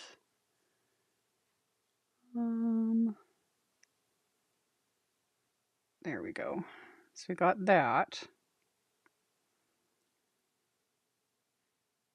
And I will never not be a sucker for punny sentiments. So that's what you are, special. Love it. Love it. No notes. Perfect. And then what I need, well, I'm going to need that glue in a second, but put the lid on your glue. The only thing I need to remember to do with these bottles is put the lid on. And then put my die cut, or my wafer die back, so that I do not lose him. And then I wanted to add, I sure like you. Love it. Love it. That we're going to put on the inside with, where they go? There they are. My extra die cuts I had left over. Doop.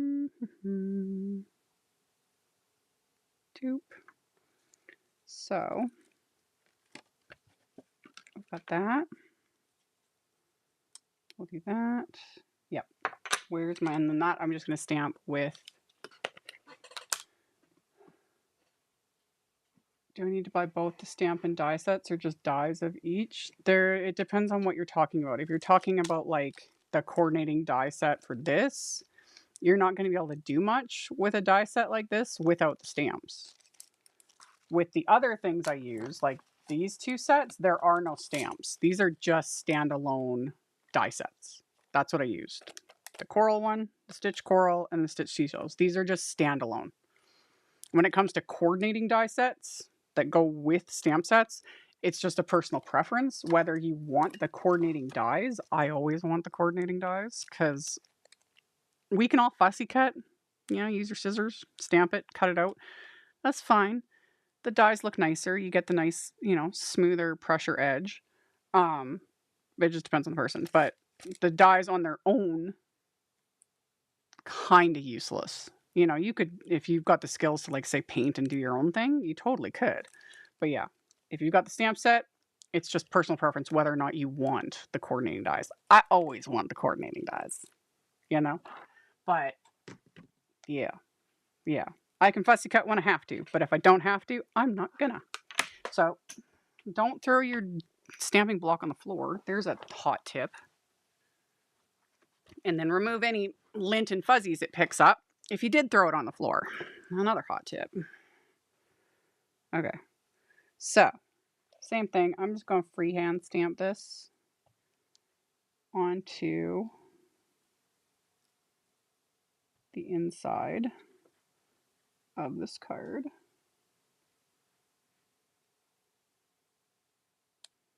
I sure like you. I don't know why I said it like that, but I like it. There we go. And then this will just adhere like that. So we'll adhere that one. Like that. And then this one. Like that. And then, because I don't want to sit here and hold it, I'll just put a magnet right on top to hold that in place. And then, I always want the dies, and I'm loving when they include them for the sentiments. That one, more than anything. Like a set like this, the fussy cutting would be super easy, because these are mostly, well, except for this dude. This dude would suck to try and like fussy cut him. He'd be annoying. But like most of these are pretty simple. But I love, coordinating wafer dies. Like for sentiments, like that just looks so much nicer. And even with all my fussy cutting skills, because I'm, an elderly card maker that has been doing this for 20 years, and I've fussy cut a million images. Wafer die in a heartbeat, So again, though, it's just personal preference. Personal preference. Okay, so then for this guy, same sort of thing. We'll do like that, like that. We'll still have, space to write things. So we will straighten him on there. Get that out of the way. And good. And if I'd happen to mess up, it happens, you know. I would either shift what I'm doing, you know, cover it up, or I would just stamp this onto a separate piece of cardstock, die cut it or trim it out with a label and just adhere it on top, you know? Because sometimes it happens. It happens, but there's always ways to make it work, fix it. If it's on the card front, that's, you know, yeah, adhere something on top of it, add some splatter, whatever, and then we're good to go. Yeah, I like that. I like that. So then we'll adhere this guy onto the inside, just like that. And then we can adhere this one.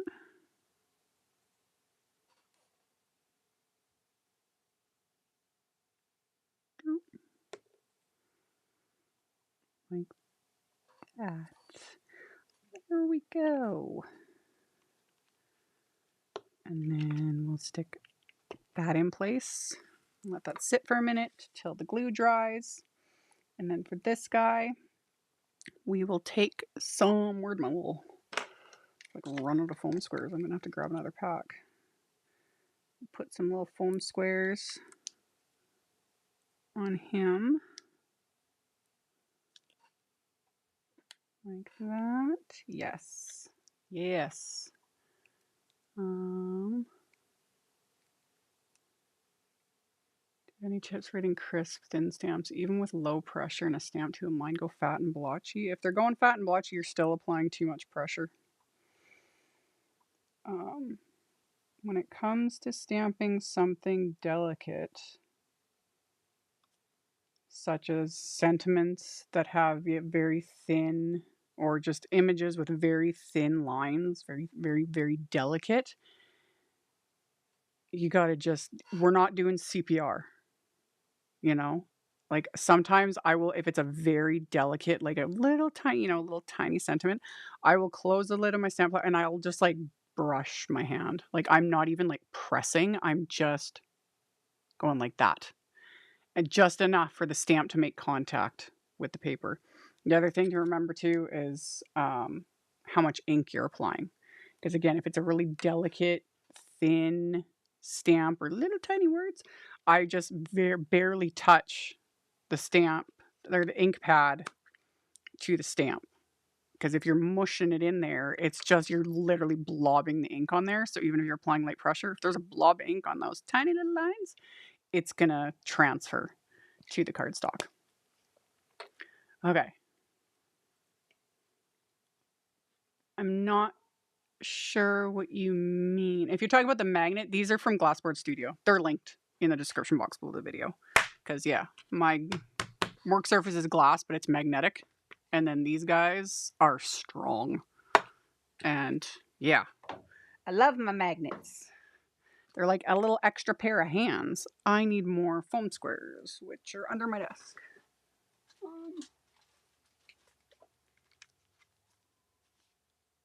Can you hear that? There's like people shrieking out there. This is what I'm talking about. Ah! Maybe they're actually using the pool. Possibly. Possibly. Okay, where did my thin foam squares go, Chris? They were delicious. No, they were delicious. Seriously. Are these... These are all the big ones. Where's all the little ones? I had so many of them. Where did they go? Why?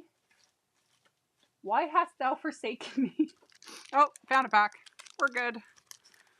We're good. There we go. Okay. Okay. No, you guys thankfully can't hear it. This, I have a very, very nice microphone that I had to upgrade to that cost a small fortune. Did I get a foam square where I didn't want it? I think we're good. But yeah, I can hear it. Chris can hear it. We got like noise coming from every direction and it's kind of starting to drive me nuts. But thankfully you guys don't hear it. But then I also feel like I'm crazy because it's like, can you hear that? Can you guys hear this craziness? It's not just voices in my head, y'all. Okay. I'll put the foam squares right there. Yes, there we go. Okay. There we go. And then we'll get that. Love it. Love it so much. And then last but certainly not least, I dug through my stash. These are oldie but goodie Aquamarine gems from Pretty Pink Posh. Mine are actually a little bit discolored because I've had them for 8 years, many years, many years. But I'm gonna add a little bit of bling because we need just a smidge of bling to these, just for funsies, so we can tuck in some of these before I go completely crazy. Oh, who are we kidding? That train left the station a long time ago. We all know it. Okay, so I just little bits of bling, and then while I'm doing that, the unpaid intern can pick 2 winners this time because I made 2 cards, so we will mail out 2 cards to 2 winners, and we're just gonna add little bits here and there just to give everything a little extra something. Tuck one in there.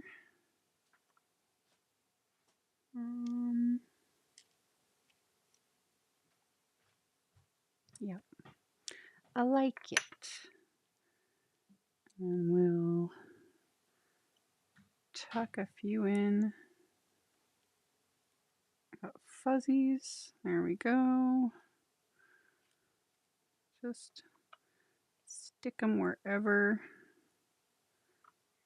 I want. And since I loaded up these cards with so many little pieces, it just gives me more space to put little bits of bling. Okay, and then we'll stick one right there. And we'll tuck one in right there. And then a little one there. Yep, that works. Okay, so now I just need to glue them all down. So my little embellishment wand. And I clogged the glue again.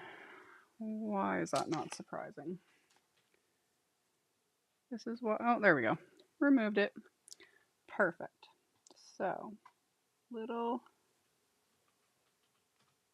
dab of glue. Like that. And then just keep repeating until every single one is adhered. Oop.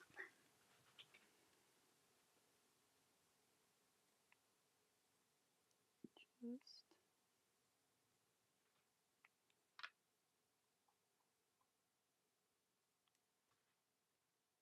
yep. Okay. And then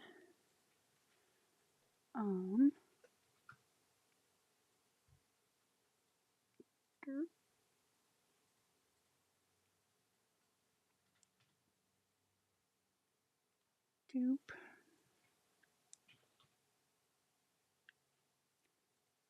Just making sure I'm finding all the ones.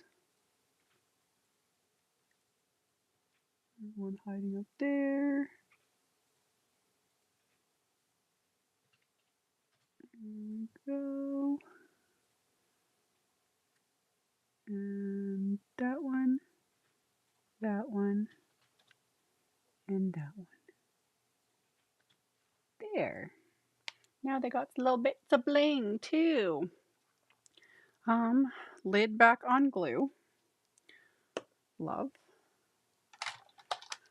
Oh my goodness. And then put all bling back in the container.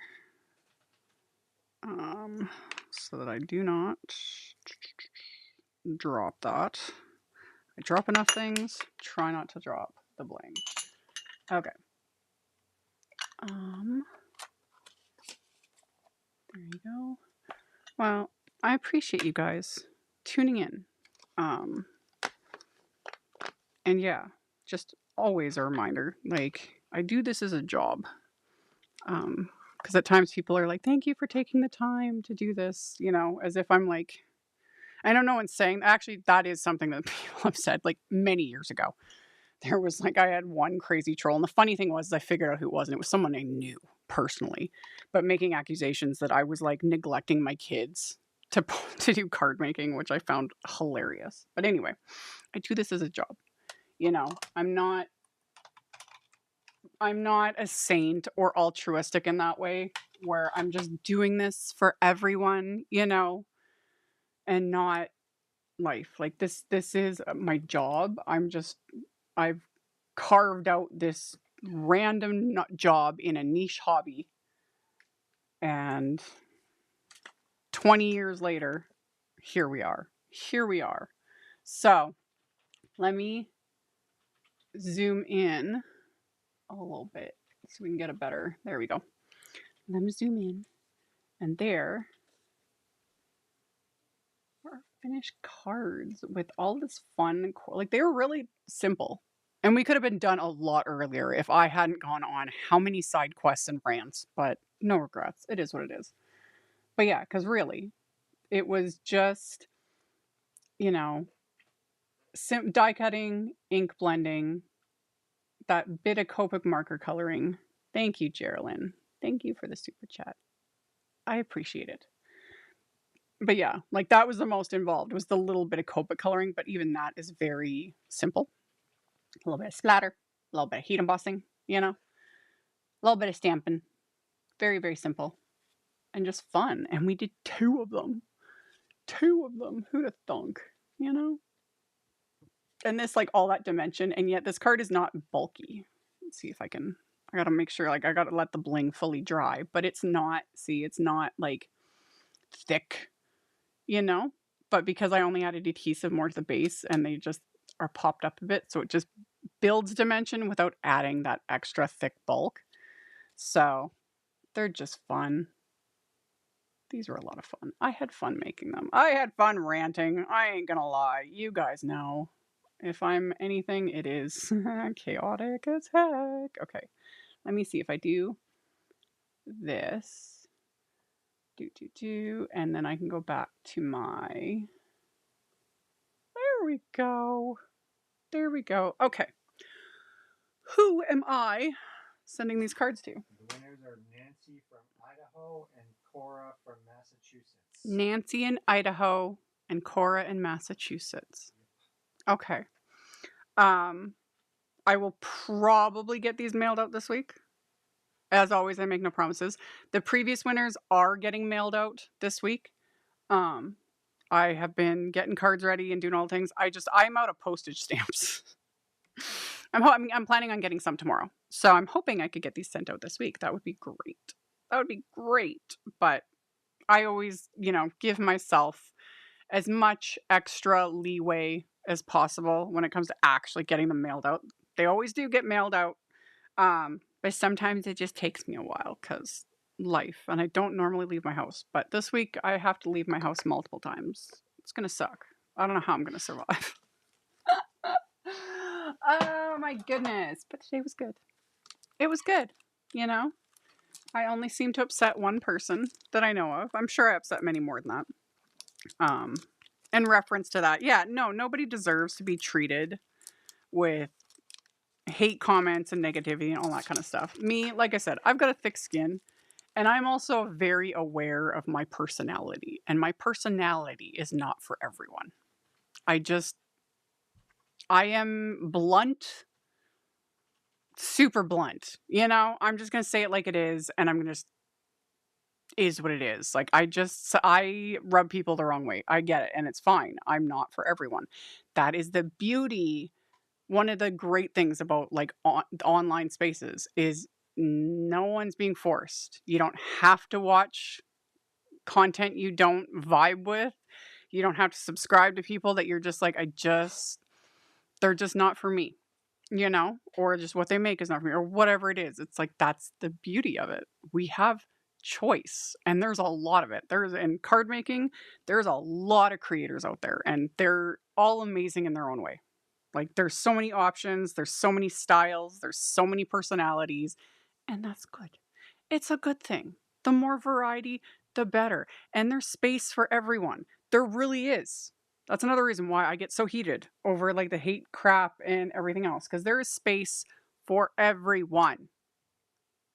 You know, everyone is welcome at the card making table, whether you just want to be a hobby maker or you want to be a content creator or whatever. Like, there's space. There always is. Like, that is just how it is. And thank you. Thank you for the super chat. Again, I forget how I'm supposed to pronounce it. We talked about this before in one of the other lives. Is it Gherkin? Gherkin me? Yeah, thank you. Thank you for the super chat. Oh, thank you to the disembodied hand. He's around. For helping.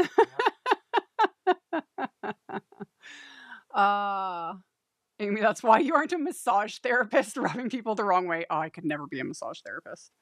I've got, hands and wrist issues and stuff, so it is a workout. I used to have a phenomenal massage therapist. She was amazing. Ugh, but the workout she would get after a day, I don't know how they do it. I really don't. Anyway, yeah. Okay. I love the blonde. I get tired of sugar and spice. Well, and I can't be fake to save my life. I don't pander. I don't pander to anyone. I can't. It is against my nature. I am ornery by nature. It is just, and sometimes to my own detriment. You know, if someone says to me, well, I like it this way, my immediate knee jerk reaction is to do the absolute polar opposite. It just is. So sometimes I am blunt and ornery to a fault. And again, I'm aware of it. And sometimes it's totally my bad. It is. So that's another reason why people don't like me. And sometimes they're justified. They really are. They are. I'm not for everyone. I am not everyone's like favorite. It's okay. It's okay. Anyway, I appreciate you all. I appreciate you all that, tune in to the lives, that watch on the replay, all of it. I do. I appreciate it. It helps a lot. And then things like the thumbs upping and commenting, it does help. It's not about like popularity or anything like that when it comes to like leaving comments, leaving thumbs up, etc. How long you watch, all that. I joke about the robot overlords at the end of my videos and stuff, but it's true. Everything is run by algorithms. Everything. And it's annoying. It's exhausting. Every once in a while, the algorithms may be algorithming, and I will get served content that I never would have found otherwise, that I just hits the right spot, and I'm like sitting there just laughing till I cry, or I'll discover a new card maker or whatever it is. Sometimes the algorithm will feed me what I need. 99% of the time, it's hot garbage, and I have to fight with it constantly. So, yeah, it's just, been using CBD for my thumbs and knees. Not sure if it's legal there. Oh, it's legal in Canada. You cannot throw a rock without hitting a weed store up here. It is, our community alone has like, I'm not sure how many have come through. Like there's a lot. It is very, very legal here. Very legal. Very readily available to everyone. I don't have like arthritis yet. I have a family history of it, a very like strong family history, and I'm very aware of it. And that's why I mentioned earlier, that's why I don't use color pencils anymore. I used to love, and I have never got rid of them. I still keep them, but I used to do all my coloring, with color pencils and do Gamsol, all that kind of stuff. And I had to stop doing that because you need to use pressure with color pencils, like to get the color payoff. It just is what it is. And coloring like that and just that little bit of pressure, that causes pain. So if I continued to do it, I would start having serious issues. So I just quit doing it completely, and I just avoid certain tasks or I find ways around it. Like that's why I had the glue press for my glue. Um, any sorts of little helpers to keep um it doesn't get you high just for the pain. You should try it. Well, that's not fun. That's no fun at all. Like, why? No, so if for pain, oh heck yeah. Heck yeah. But thankfully I don't because I avoid doing things that cause. It used to be um back in the day, like before I got the glue press and different things, like there would be days where like at the end of the work when I was done working for the day, like my hands would just ache. But now I find little ways around it to try and prevent that from happening. And that's why I love doing like die cuts and coloring that way. Um so I won't do like tons of coloring back to back to back because we used to be all that I would do. Like just stamp and color, stamp and color, stamp and color and fussy cut. And oh, it just hurt my hands. So coordinating wafer dies, coloring with markers versus color pencils. Yeah, having there's those little foam doohickeys you can put on color pencils. Those would help a bit, but even then, for me, it's the pressure because you still have to apply pressure when you're coloring with them, and that just is what aggravates the issues that are just they're kind of dormant. So I just avoid them, you know? I just find ways around it so that I can keep my because I need these hands. As Chris calls them the money makers. He's like, like take care of the money makers. And I was like, yeah, I do. I do.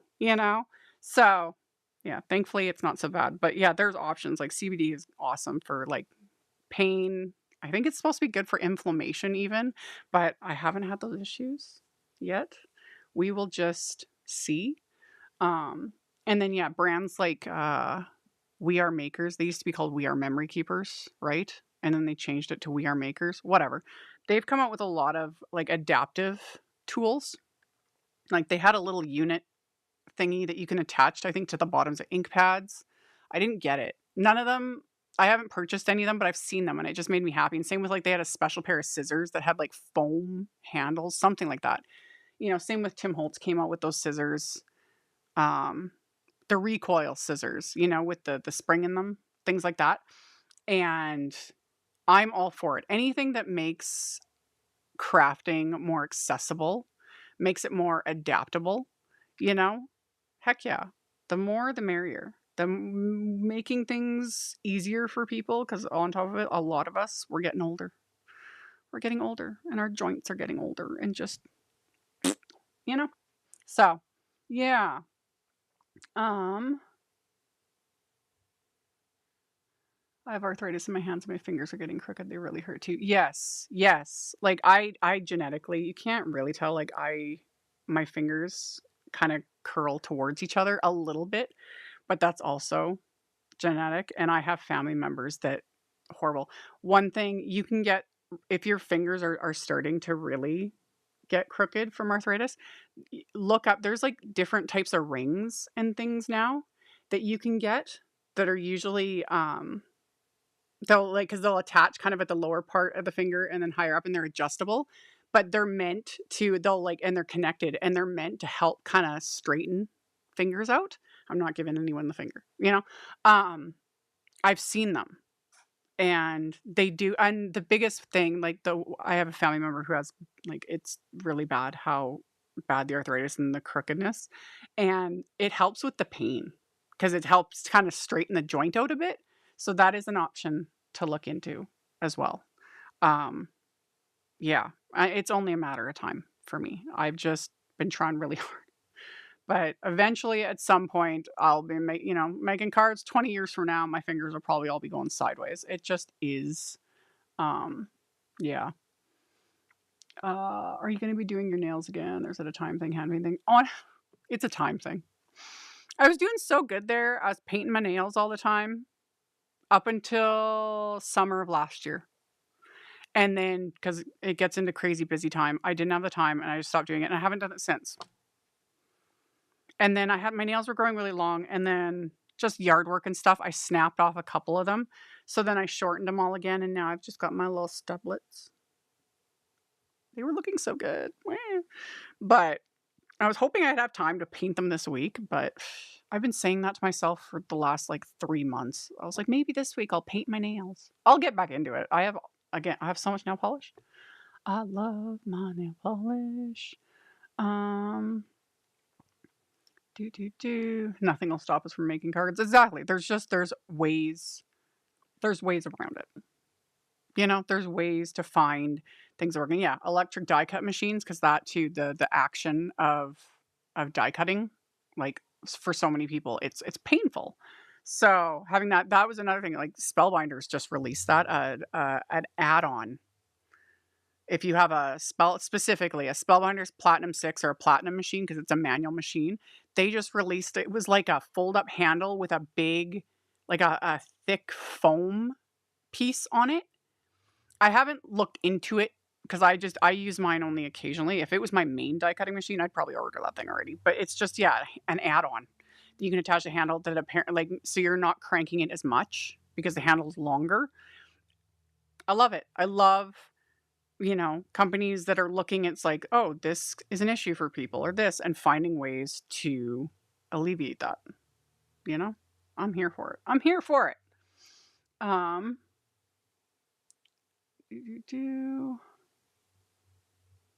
I wish it was here. It would help with my arthritis and my husband's Parkinson. I assume you're talking about the legality of weed. It should be legal everywhere. Honestly, it should be fully. We're not going to get into a whole discussion about drugs in general because that's many layers and a lot. But specifically with like weed and CBD oil, it should just be fully decriminalized, legal everywhere. Seriously, because it also needs to be decriminalized so that more people can research it, because there has been some phenomenal research over the years, but so much of the research has been like their hands have been tied behind their back because of legalities and, stigmas and all that kind of stuff. And that needs to be just done away with, you know, because yeah, there have been so many benefits have come out over the last couple decades, and there needs to be more research, and it should just be legalized. That's my opinion. Um,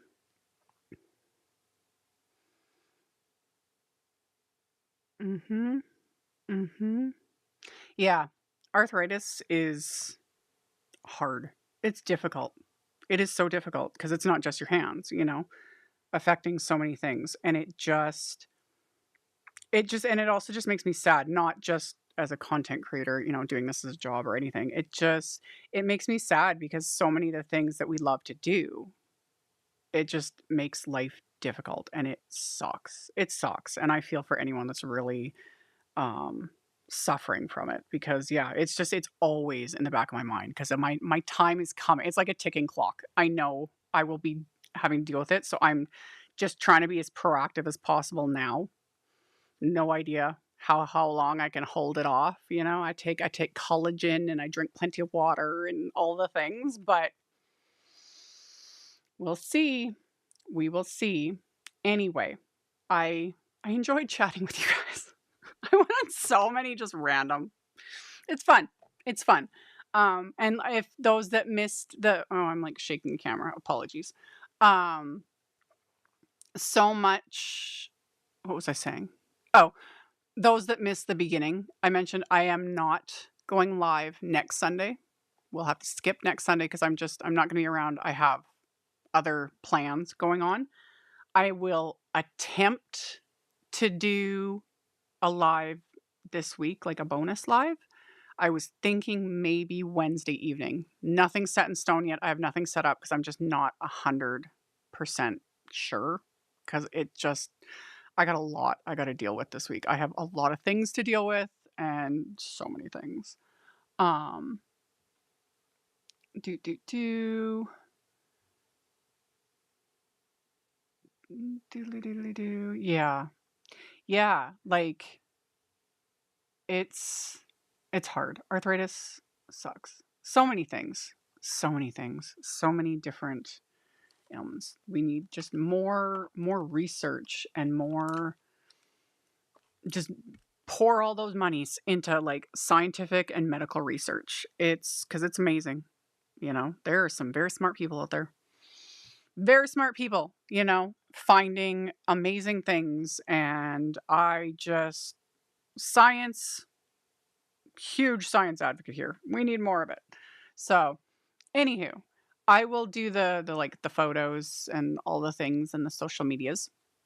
And I appreciate you all a ton. I appreciate the support. I appreciate you guys putting up with my rants or agreeing with them when you do. If you don't, that's okay. And then yeah, I'll have more videos coming, you know, pre-recorded, edited videos.